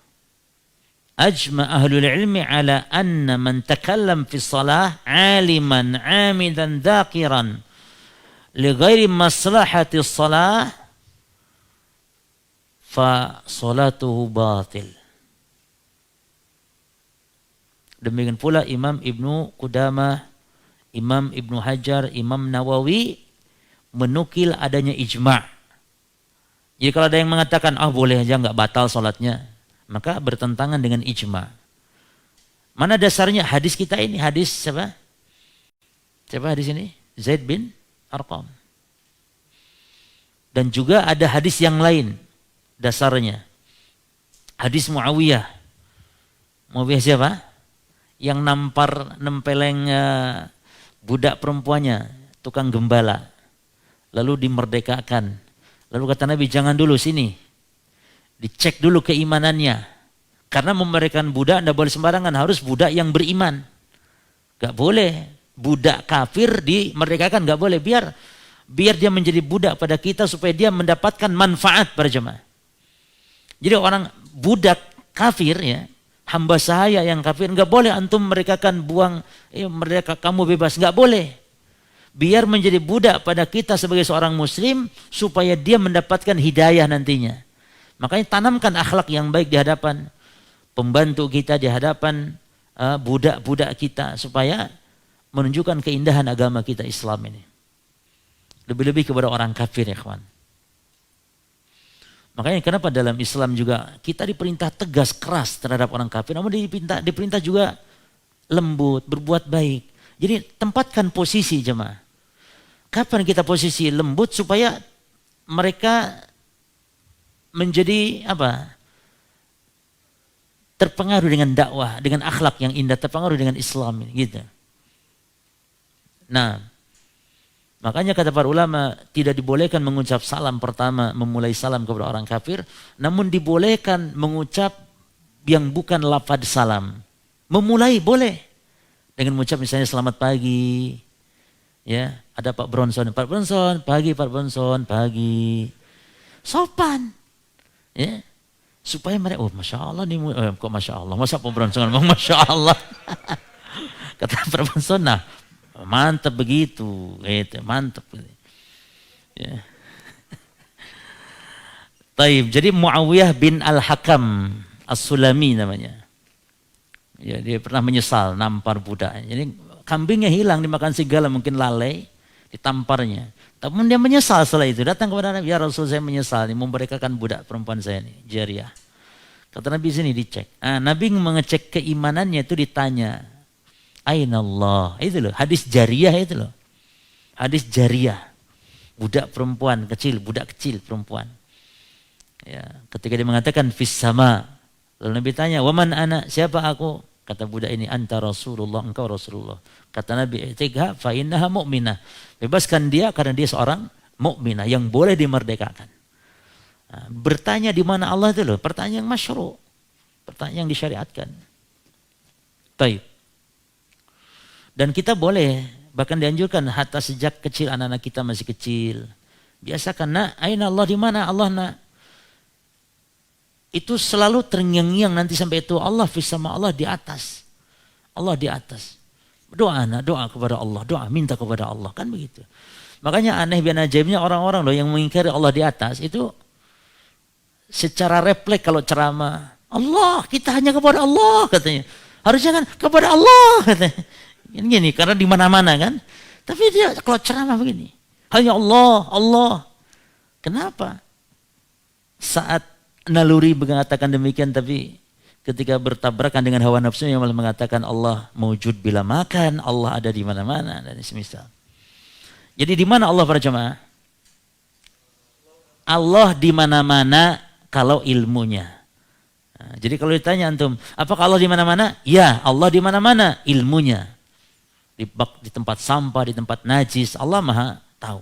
Tapi zat Allah, kita jangan ragu, zat Allah, zatnya di mana? Allah fis sama, istiwa alal arsh, istiwa di atas arsh. Makanya ahli bidah itu mengakui ketinggian Allah, namun tinggi dalam sifat, tapi zat Allah tinggi enggak dia. Karena dia mengingkari zat Allah ada di mana, enggak tahu di mana. Tapi sifat maha tinggi betul. Mereka tetapkan ahli bidah itu sifat ulu sifat, bukan ulu zat. Kalau ahli sunnah menetapkan zat dan sifat Allah tinggi di atas makhluknya. Allah istiwa di atas aras zatnya. Yang turun ke langit dunia zatnya. Allah turun ke langit dunia setiap sepertiga malam yang akhir tiap malam itu sampai hari kiamat, zat Allah. Jangan ragu untuk menetapkan zat Allah yang turun. Namun turunnya Allah tidak serupa dengan turunnya kita. Makanya ada seorang kiai mengatakan, bagaimana Allah turun sepertiga malam terakhir di kota Malang, sementara di Amerika gimana katanya? Itu kita jawab, itu turunnya Pak Kiai. Kalau Pak Kiai yang turun, begitu turunnya. Di Malang sepertiga malam, di Amerika nggak bisa turun. Itu Pak Kiai turunnya. Tapi Allah tidak sama dengan Pak Kiai. Kan Pak Kiai bingung. Kita bingung, kalau Allah turun sepertiga malam, terus gimana katanya kalau di Amerika? Loh, kok Pak Kiai mikirnya turunnya manusia, turunnya makhluk. Ya. Sama halnya setiap orang yang baca Al-Fatihah, Allah jawab. Setiap orang baca Alhamdulillah Rabbil Alamin, Allah menjawabnya. Majadani abdi. Hambaku telah menyanjung memuji aku. Itu setiap yang baca Allah jawab. Ikhwan. Makanya antum ingat posisi itu. Ketika kita baca Alhamdulillah Rabbil Alamin, itu Allah tidak diam. Setiap antum mengucap, Allah jawab. Dan Allah tidak bingung. Allah lagi jawab Al-Fatihah antum, Al-Fatihah teman antum di desa seberang enggak terjawab, bingung. Enggak demikian, semua terjawab. Maha kuasa Allah dan tidak serupa Allah dengan makhluknya. Ya. Baik. Kita kembali kepada hadis Muawiyah bin Al-Hakam As-Sulami. Dia mengatakan, "Baina ana usolli ma'a Rasulillah." Ketika aku sedang salat bersama Rasul berjamaah, yani Rasul imamnya, id atasa rajulun, tiba-tiba ada orang bersin. Minal qaum, dari jamaah, di para sahabatnya. Faqultu, lalu aku berkata, menjawab bersinnya orang tadi. Siapa? Muawiyah bin Al-Hakam As-Sulami tadi. Aku katakan, yarhamukallah. Dia mengatakan, yarhamukallah. Ada yang bersin. Yarhamukallah gitu. Lalu kata Al-Hakam, Muawiyah bin Al-Hakam As-Sulami, faramanil qaum bi absarihim. Lalu orang-orang pada melototin aku. Gitu. Pokoknya melototin semua. Itu. Ketika dia mengucap yarhamukallah. Fakultu, ketika aku dipelototin, aku katakan, ya. Watkula ummiyah, masya'nukum. Apa kamu? Dipelototin malah Muawiyah bilang, apa kamu lihat? Apa? Dia malah ngomong lagi. Lalu tanduruna ilayya. Lalu mereka, para sahabat tadi malah melihat, faja'alu yadribuna bi'aidihim ala afkhadihim. Begitu Muawiyah ngomong, apa? Ngomong begitu. Ini sahabat malah bingung. Harusnya malah jangan ngomong gitu. Malah ngomong pisan. Jadi para sahabat gini, mukulkan tangan mereka ke pahanya, jadi agar diam maksudnya.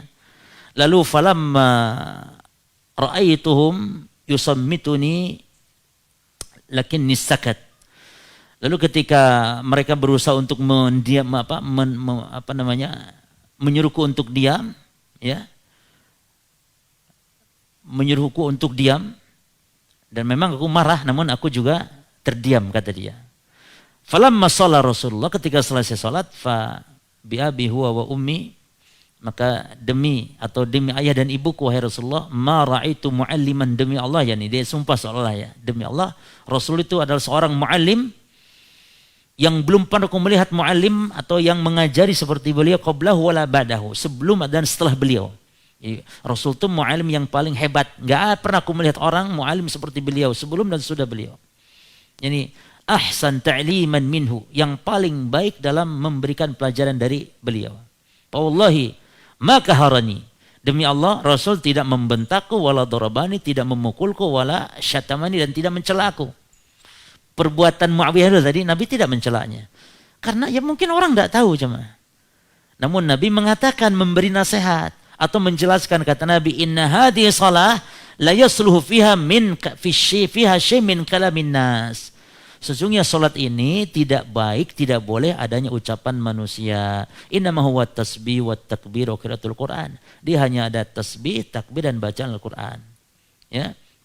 Au kama qala Rasul, atau sebagaimana dikatakan Rasulullah sallallahu alaihi wasallam.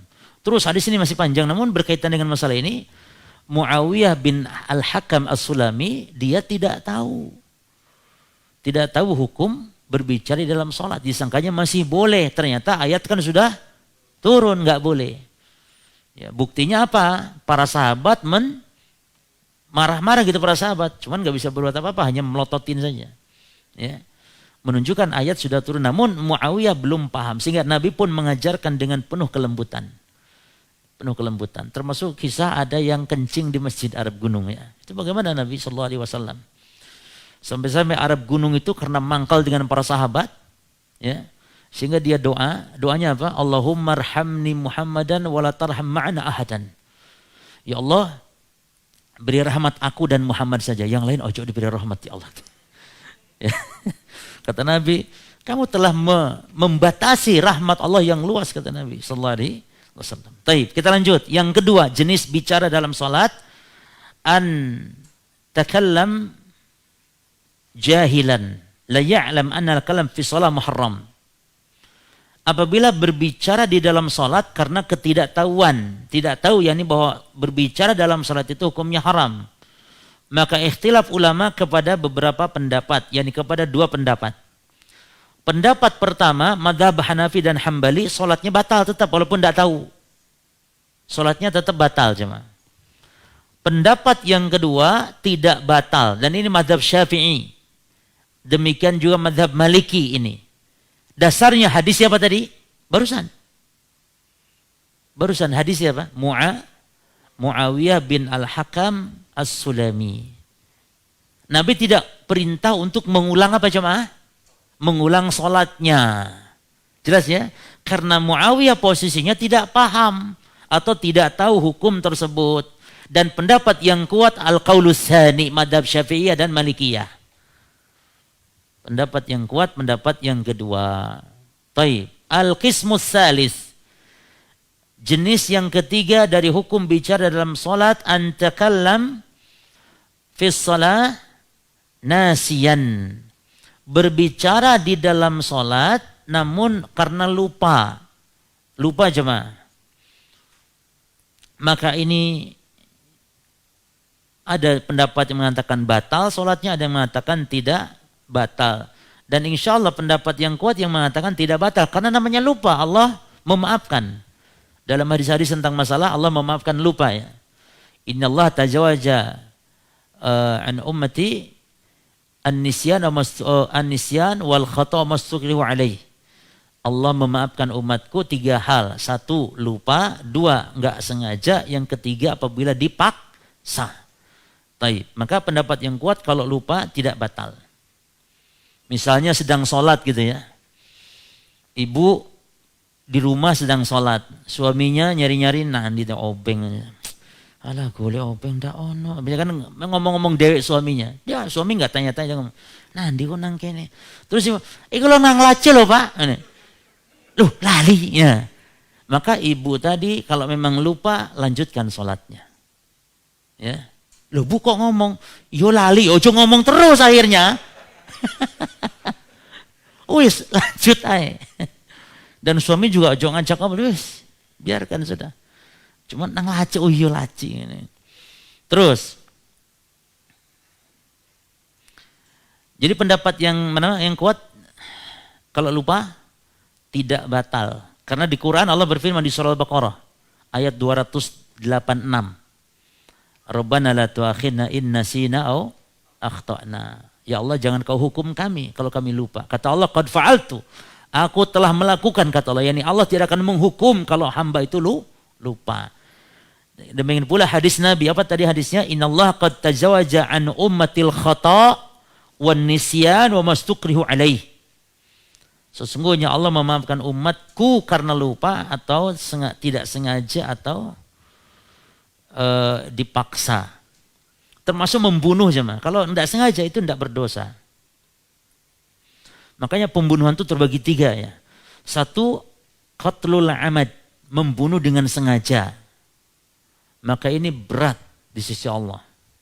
Man yaqtul mu'minan muta'ammidan fajaza'uhu jahannam khalidan fiha wa ghadiba alaihi wa la'anahu.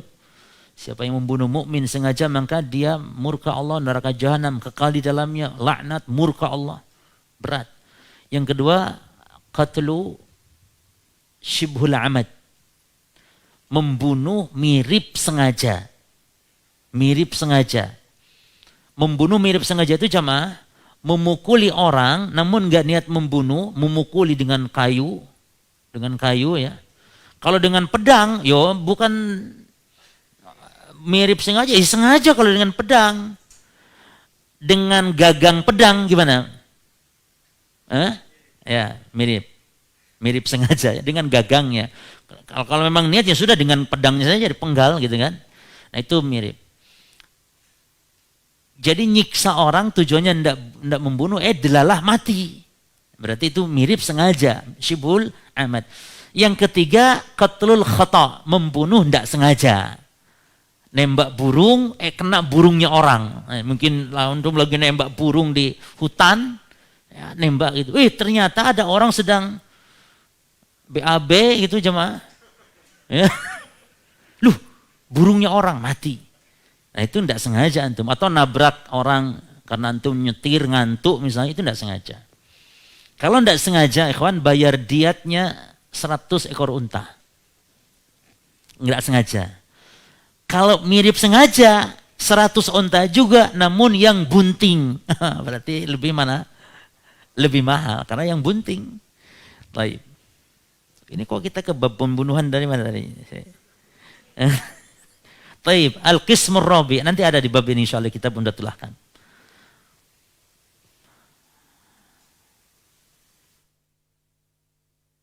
Yang keempat ya kawan, yang keempat dari jenis bicara di dalam sholat. Mana yang keempat? Taib, in takallam wa huwa naim. Berbicara di dalam sholat dalam keadaan dia tidur. Yani seseorang sedang sholat,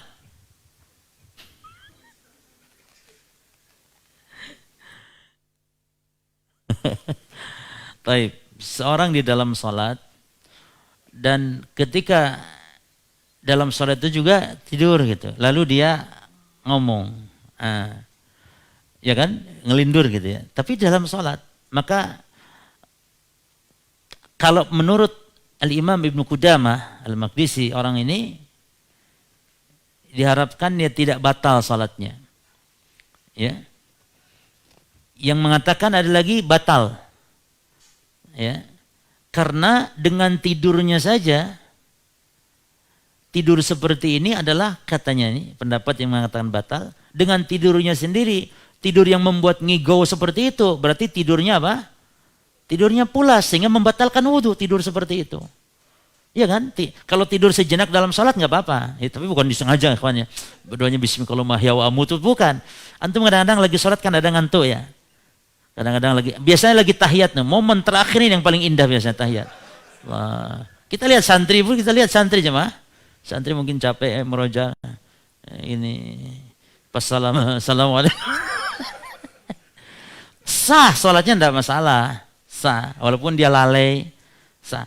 Tapi kalau pendapat yang tadi kalau sampai ngigau berarti lianna hadzal naumul ladzi ja'alahu yaf'al hatta takallam. Atau yaghfalu hatta takallam. Tidur seperti ini, tidur yang lalai sehingga menyebabkan dia ngomong. Ya, tidur yang seperti ini membatalkan wudhu.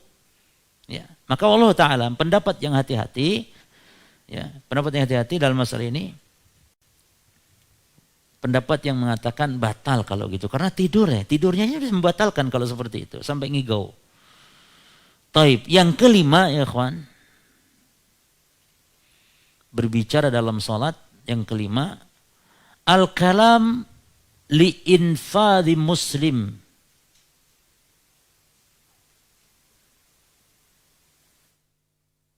Berbicara di dalam sholat,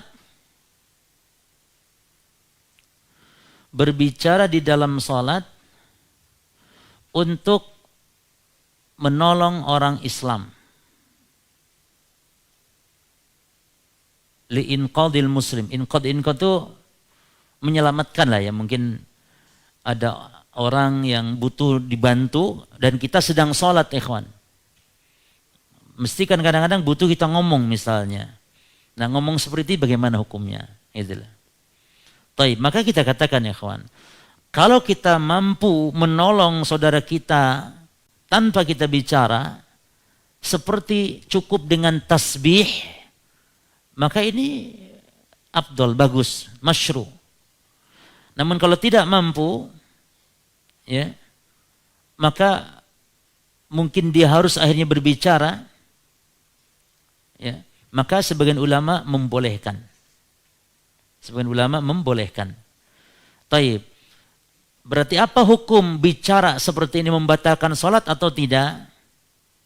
Pendapat pertama mengatakan dia batal. Ya. Dia batal. Pendapat kedua tidak membatalkan. Kenapa tidak batal? Karena berbicara saat seperti itu, li'anna kalamahu hinaidin kana bisyar'i limaslahati dhahirah. Karena berbicara pada saat kondisi seperti itu, dia apa jemaah?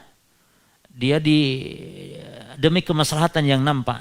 Bahaya orang, bahaya ini. Orang mau nyebur misalnya, coba misalnya. Itu. Tapi kalau bisa tasbih. Cuman kadang orang kan nggak ngeh dengan tasbih. Maksudnya dia suruh masuk ke kanan atau belok kiri, tapi subhanallah, subhanallah. Ya orangnya bingung, apa subhanallah? Sampai belok kanan, Pak. Oh ya baru paham. Atau ojo dicekel, ojo melepu. Nah gitu. Taib. Ini khilafiyah semuanya kawan ya. Yang roji tidak batal. Taib. Lalu bagaimana dengan hukum ya kawan tertawa? Al-qahqaha, tertawa ngakak itu mubtilatun lis-shalah. Tertawa ngakak batal salatnya. Dan ini ijma' ulama bahwa salat batal dengan tertawa ngakak. Ya. Taib. Bagaimana dengan menangis? Menangis. Menangis karena takut kepada Allah ada beberapa kondisi, ikhwan. Dalam salat kita bahas dalam salat ya. Taib. Menangis di dalam salat ketika atau karena takut kepada Allah di dalam salat ada beberapa kondisi. Kondisi pertama, menangis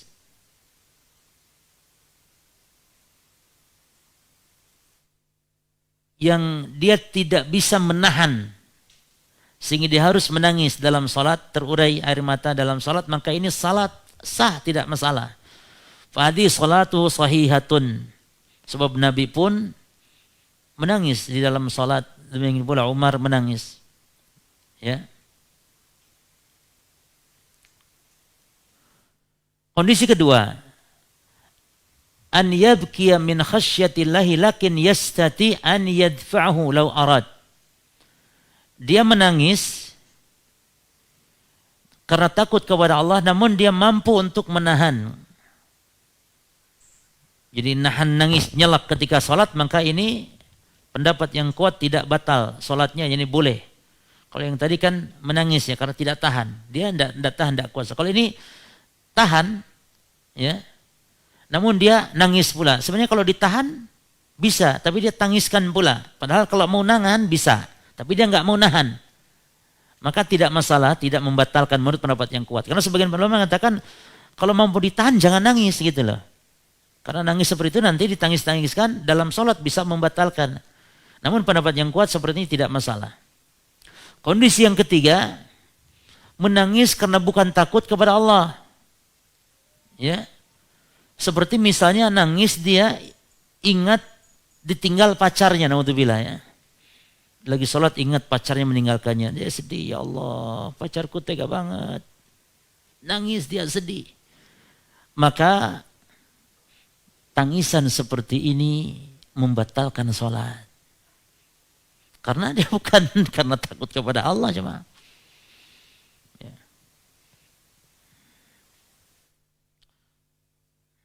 Baik. Kita lanjutkan baca apa yang dijelaskan oleh Syekh Muhammad bin Shalih Al-Utsaimin. Jam berapa? Ya nanti coba pasang di sini ya. Pasang di sini. Hah? Kurang 5. Tidak cukup sepertinya. Taib syarhul kalimat ya. Kunna natakallam ay khalfan Nabi sallallahu alaihi wasallam. Kami berbicara yakni di belakang Nabi maksudnya. Yatakallamu yukallimu rajulu sahibahu. Yani seperti bicaranya orang kepada temannya, yani al-jumlah bayanun liqaulihi, ini kalimat untuk menjelaskan dari perkataan natakalam, kami berbicara. Berbicaranya bukan bicara sendiri, tapi seperti bicaranya ya, al-murad yukallimu fi hajatihi kama fi riwayatin al-Bukhari. Bicara berkaitan dengan hajatnya, jadi ngobrol dengan temannya karena ada hajat kebutuhannya. Seperti dalam riwayat Imam Bukhari. Taib wa qumu lillahi ay li ajlihi. Berdirilah untuk Allah, ini karena Allah maksudnya. Qanitin ini sakinina mu'azzimin. Yani maksudnya qanitin, tenang, diam, mengagungkan Allah. Qanit ini orang yang khusyuk. Fa umirna amarana Allahu biqaulih. Fa umirna, maka kami diperintah, yani Allah memerintah dari firman-Nya wa qumu lillahi qanitin. Yani bisa bermakna yang memerintahkan Allah karena ada ayatnya langsung, atau Rasul sallallahu alaihi wasallam tafsiran lil ayah, sebagai bentuk penafsiran terhadap ayat. Jadi bisa jadi yang memerintah itu Rasul agar jangan bicara dalam salat sebagai tafsir dari ayat, atau maksudnya Allah langsung yang memerintahkan karena dalam ayat Allah berfirman wa qumu lillahi qanitin wa yu'ayyiduhu qauluhu nuhina, dan dikuatkan dengan perkataan kami dilarang, diperintah bicara dan diperintah diam dan dilarang bicara. Ini penguat. Terus bisukut. Al-kaf yani as-sukut yani al-kafu anil kalam, yani menahan dari bicara. Diam artinya menahan dari bicara. Wal murad kalamun nas la kalam la kull kalamin. Yang dimaksud ini kalamnya manusia, bukan semua perkataan. Karena dalam salat pun kan berkata, baca Fatihah kan berkata-kata. Jadi yang dimaksud perkataan-perkataan manusia di luar, yakni perbuatan atau amaliyah salat. Lianna salata fiha qira'ah wa takbir wa tasbih wa doa. Karena salat ada di dalamnya bacaan, ada takbir, ada tasbih dan doa. Nuhina, kami dilarang, yakni nahana Rasulullah sallallahu alaihi wasallam. Yang melarang adalah Rasul sallallahu alaihi wasallam anil kalam, yakni kalam minnas, perkataan manusia. Taib. Asyarul ijmali, berkata mu'alif di sini, kanatis shalah silatun bainal abdi wa rabbih. Salat itu adalah silah. Silah itu hubungan penyambung antara hamba wa rabbih dan Rabbnya. Makanya di antara silah selain salat juga adalah membaca Al-Quran. Orang ketika membaca Quran berarti orang itu sedang melakukan kontak hubungan dengan Allah. Orang yang tidak salat putus hubungan dengan Allah. Jadi salat itu silah. Ya, bainal abdi wa rabbih, fala yanbaghi an yatashaghal, maka tidak sepatutnya untuk disibukkan lil musolli, orang yang salat itu bighairi munajatin atau munajatillah. Tidak selayaknya disibukkan orang yang salat dengan yang bukan munajat kepada Allah Ta'ala, wadhul baina yadayhi, dan merendahkan diri di hadapan Allah Subhanahu wa Ta'ala. Taib. Wa fi hadzal hadis yukhbiru Zaid bin Arqam. Dan dalam hadis ini Zaid bin Arqam mengabarkan anan-nas, bahwasanya orang-orang kanu yatahaddatsuna bainahum fi shalah, mereka terbiasa dulunya itu berbicara sama mereka di dalam salat, fi hajatin, dalam urusan hajat kebutuhan mereka. Hatta anzalallahu ta'ala qaulahu, sampai akhirnya Allah menurunkan firman-Nya wa qumu lillahi qanitin, dan berilah kamu untuk Allah dengan khusyuk. Fa amarahum, maka Nabi atau Allah boleh memerintahkan mereka, Nabi di sini fa amarahumun nabiyyu, maka Nabi pun memerintahkan mereka bil imtinai an kalamin nas, untuk yang dilarang tidak boleh berbicara dengan perkataan manusia, wa nahum an yatakallamu bihi, dan Nabi melarang mereka untuk berkata-kata, yakni berbicara di dalam salat. Baik, kita ambil faedahnya dari hadis, pelajaran yang bisa kita ambil dari hadis, bahwasanya awalan tahrimul kalami fi salati walau kanat naflan aw kanat al-kalamu qalilan. Haram berbicara di dalam salat walaupun salatnya salat nafilah, salat sunnah, atau walaupun bicaranya itu sedikit. Baik, dengan perincian yang sudah kita sebutkan tadi. Yang kedua, sanian annal kalam mubtilun lis-shalah, bahwa berbicara membatalkan salat. Litahrimihi fiha, karena diharamkannya bicara dalam salat. Jadi memang kaidah ini tidak berlaku ya. Tidak setiap yang diharamkan itu batal, tidak. Tidak setiap yang diharamkan batal. Tapi kalau yang diharamkan berkaitan dengan pekerjaan sholat, maka di sini membatalkan. Ya, seperti dilarang berbicara berkaitan dengan sholat. Adapun melakukan keharaman di dalam sholat yang bukan bagian dari praktek sholat, maka ini tidak membatalkan sholat. Contohnya, ada orang sholat pakai cincin emas laki-laki. Laki-laki pakai cincin emas haram tidak? Haram. Kalau dia pakai dalam waktu sholat, apakah sholatnya batal? Tidak. Karena keharaman itu bukan kaitan dengan masalah rukun sholat atau dalam urusan amalia sholat. Laki-laki sholat pakai sarung curian, sholatnya sah, walaupun mencuri haram. Tidak, kalau mencuri, iya mencuri ya. Baik. Terus, wa munafati limaksudnya, karena juga menafikan maksudnya. Bagaimana di dalam sholat yang dia munajat kepada Allah malah dipakai untuk ngobrol misalnya. Salisan yang ketiga al-hikmah fit tasyri'i haitsu kana al-kalamu mubahan tsumma hurrima. Hikmah di dalam pensyariatan, ada istilah pensyariatan ini bertahap atau ada istilah nasikh mansukh. Dulunya boleh, sekarang tidak boleh. Nah, kalau perubahan hukum ini ikhwan dari yang ringan kepada yang berat, ini supaya kita dituntut untuk bersabar. Kalau perubahan hukum yang asalnya berat menjadi ringan, ini kita diperintah untuk tadinya berat menjadi ringan. Bersyukur. Ya. Nah, kalau ini apa ini? Bersabar. Tadinya kan enak bisa sambil ngobrol. Sekarang tidak boleh. Maka al-hikmah fit tasyri' haitsu kana al-kalamu mubahan. Hikmah di dalam pensyariatan di mana awalnya bicara itu dibolehkan dalam salat, summa hurima kemudian diharamkan. Baik. Cukup insyaallah ikhwan, ini hadis yang kedua ya, nanti hadis ketiga, dan hadis ketiga ini berbicara tentang masalah hukum mendinginkan pelaksanaan salat duhur pada saat cuaca panas. Berarti nanti ikhwan kita akan bahas ya bahwa di masjid yang pakai AC itu juga dianjurkan supaya orang lebih khusyuk, karena menjaga kehusyuan salat harus diutamakan. Makanya para takmir tuh boleh, bagus ya.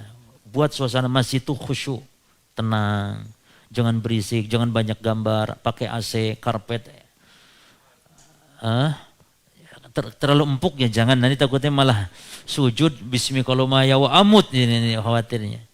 Intinya nyaman ya, supaya orang khusyuk ya. Beda dengan masjid panas, karpet lepek gitu ya, bau enggak karu-karuan, rame, ribut. Kaligrafi Quran di mana-mana, sumpah lihatnya karena rame, warna merah, kuning, kelabu di langit yang biru, was pokoknya enggak khusyuk salat di masjid seperti itu. Nah, ini perlu. Cukup ya?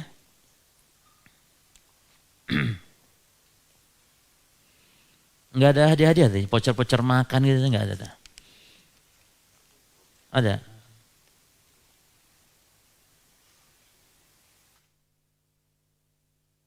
Ustaz, kita mengajak anak sholat ya ke masjid dan anak tersebut tidak melakukan sholat. Kemudian kita memberikan isyarat dengan menyenggol atau menatap anak, apakah hal seperti ini diperbolehkan dan apakah sholatnya batal? Taib, melarang anak yang mengganggu mungkin dia maksudnya, dia tidak sholat atau mungkin menyuruh sholat atau yang semisal, memberi isyarat-isyarat seperti ini. Kalau isyarat seperti itu dibolehkan karena itu kemaslahatan dalam sholat kan ya. Tuh, jangan ganggu dan yang semisal, boleh. Dan apakah sholatnya batal? Tidak, sholatnya tidak batal. Taib. Apa nih, ada hadiah untuk ibu-ibu?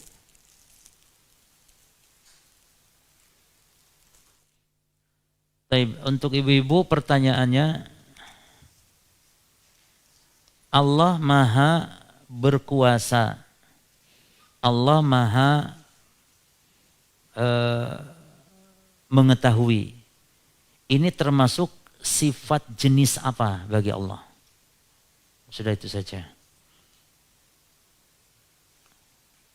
Untuk ikhwan,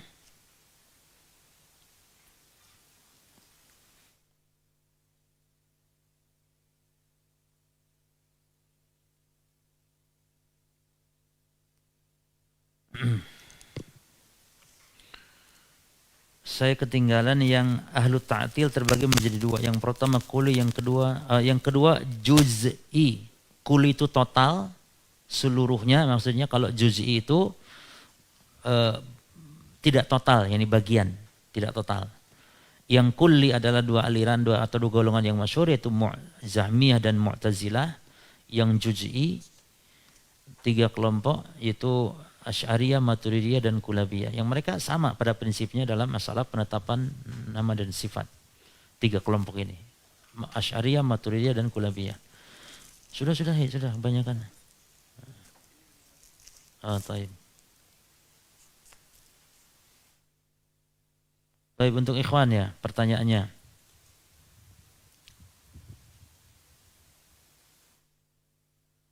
Siapa nama sahabat yang menjawab bersin di dalam, angkat tangan dulu ya ikhwan. Angkat tangan, ayo. Siapa nama sahabat yang ketika sahabatnya bersin dia jawab lalu dia berbicara dalam salat? Nama sahabat siapa? Muawiyah bin Abu Sufyan.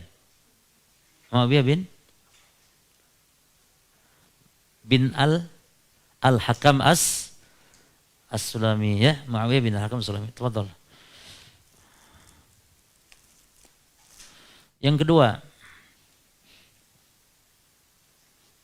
apa hukum bicara dalam salat?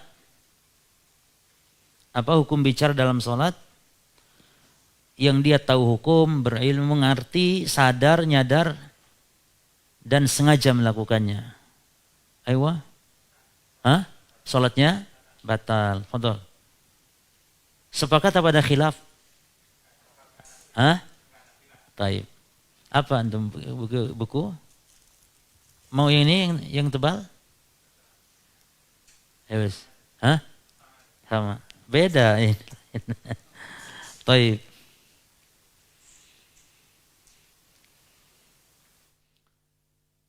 Bagaimana menurut madhab Syafi'i?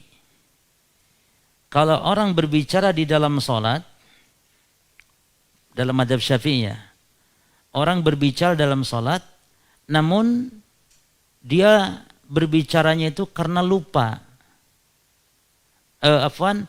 Dia tidak tahu hukumnya. Menurut madhab Syafi'i, ayo. Menurut madhab Syafi'i. Menurut madhab siapa yang batal? Ayo, fadhal.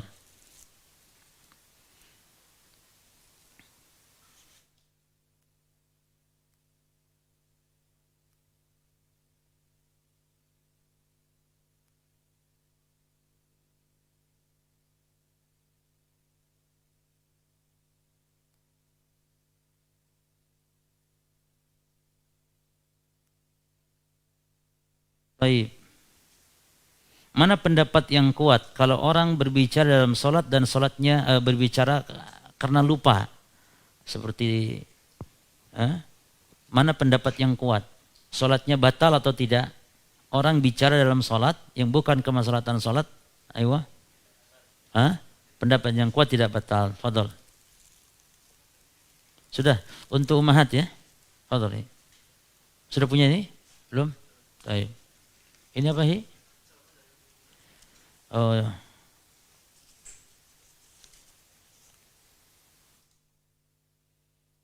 Baik.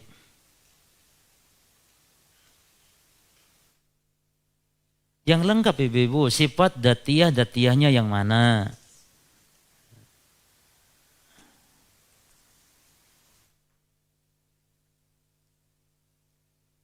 Yang benar dia itu sifat datiyah yang mana ikhwan? Maknawiyah atau khabariyah? Ilmu Allah maha berilmu, maha mengetahui. Allah maha berkuasa. Sifat datiyah yang ma'nawiyah. Baik. Sefli ya, ini Sefli Fadhol. Sifat apa lagi? Ma'nawiyah. Ya wis. Mbak Erna. Ono sing sifat datiyah to piye dikasih apa ndak nih? Mbak Dida. Mbak Dida kurang lengkap. Yang benar datiyah ma'nawiyah. Ya wis Mbak Dida kayaknya wis. Ya berarti 3. Yang lainnya salah. Ya. Yang lainnya jawab sifat fi'liyah salah. Tapi cukup ya. Ini kasih.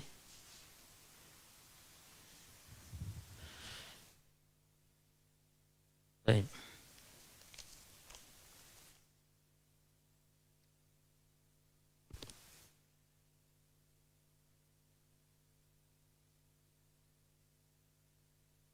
Bagaimana apabila ada saudara ana yang masih sholat di rumah dan anak di masjid. Saat ana sudah pulang dia masih baca Al-Fatihah namun dengan tergesa-gesa lalu ana mengingatkan dari ruang tamu. Taib. Bagaimana ahsannya? Taib.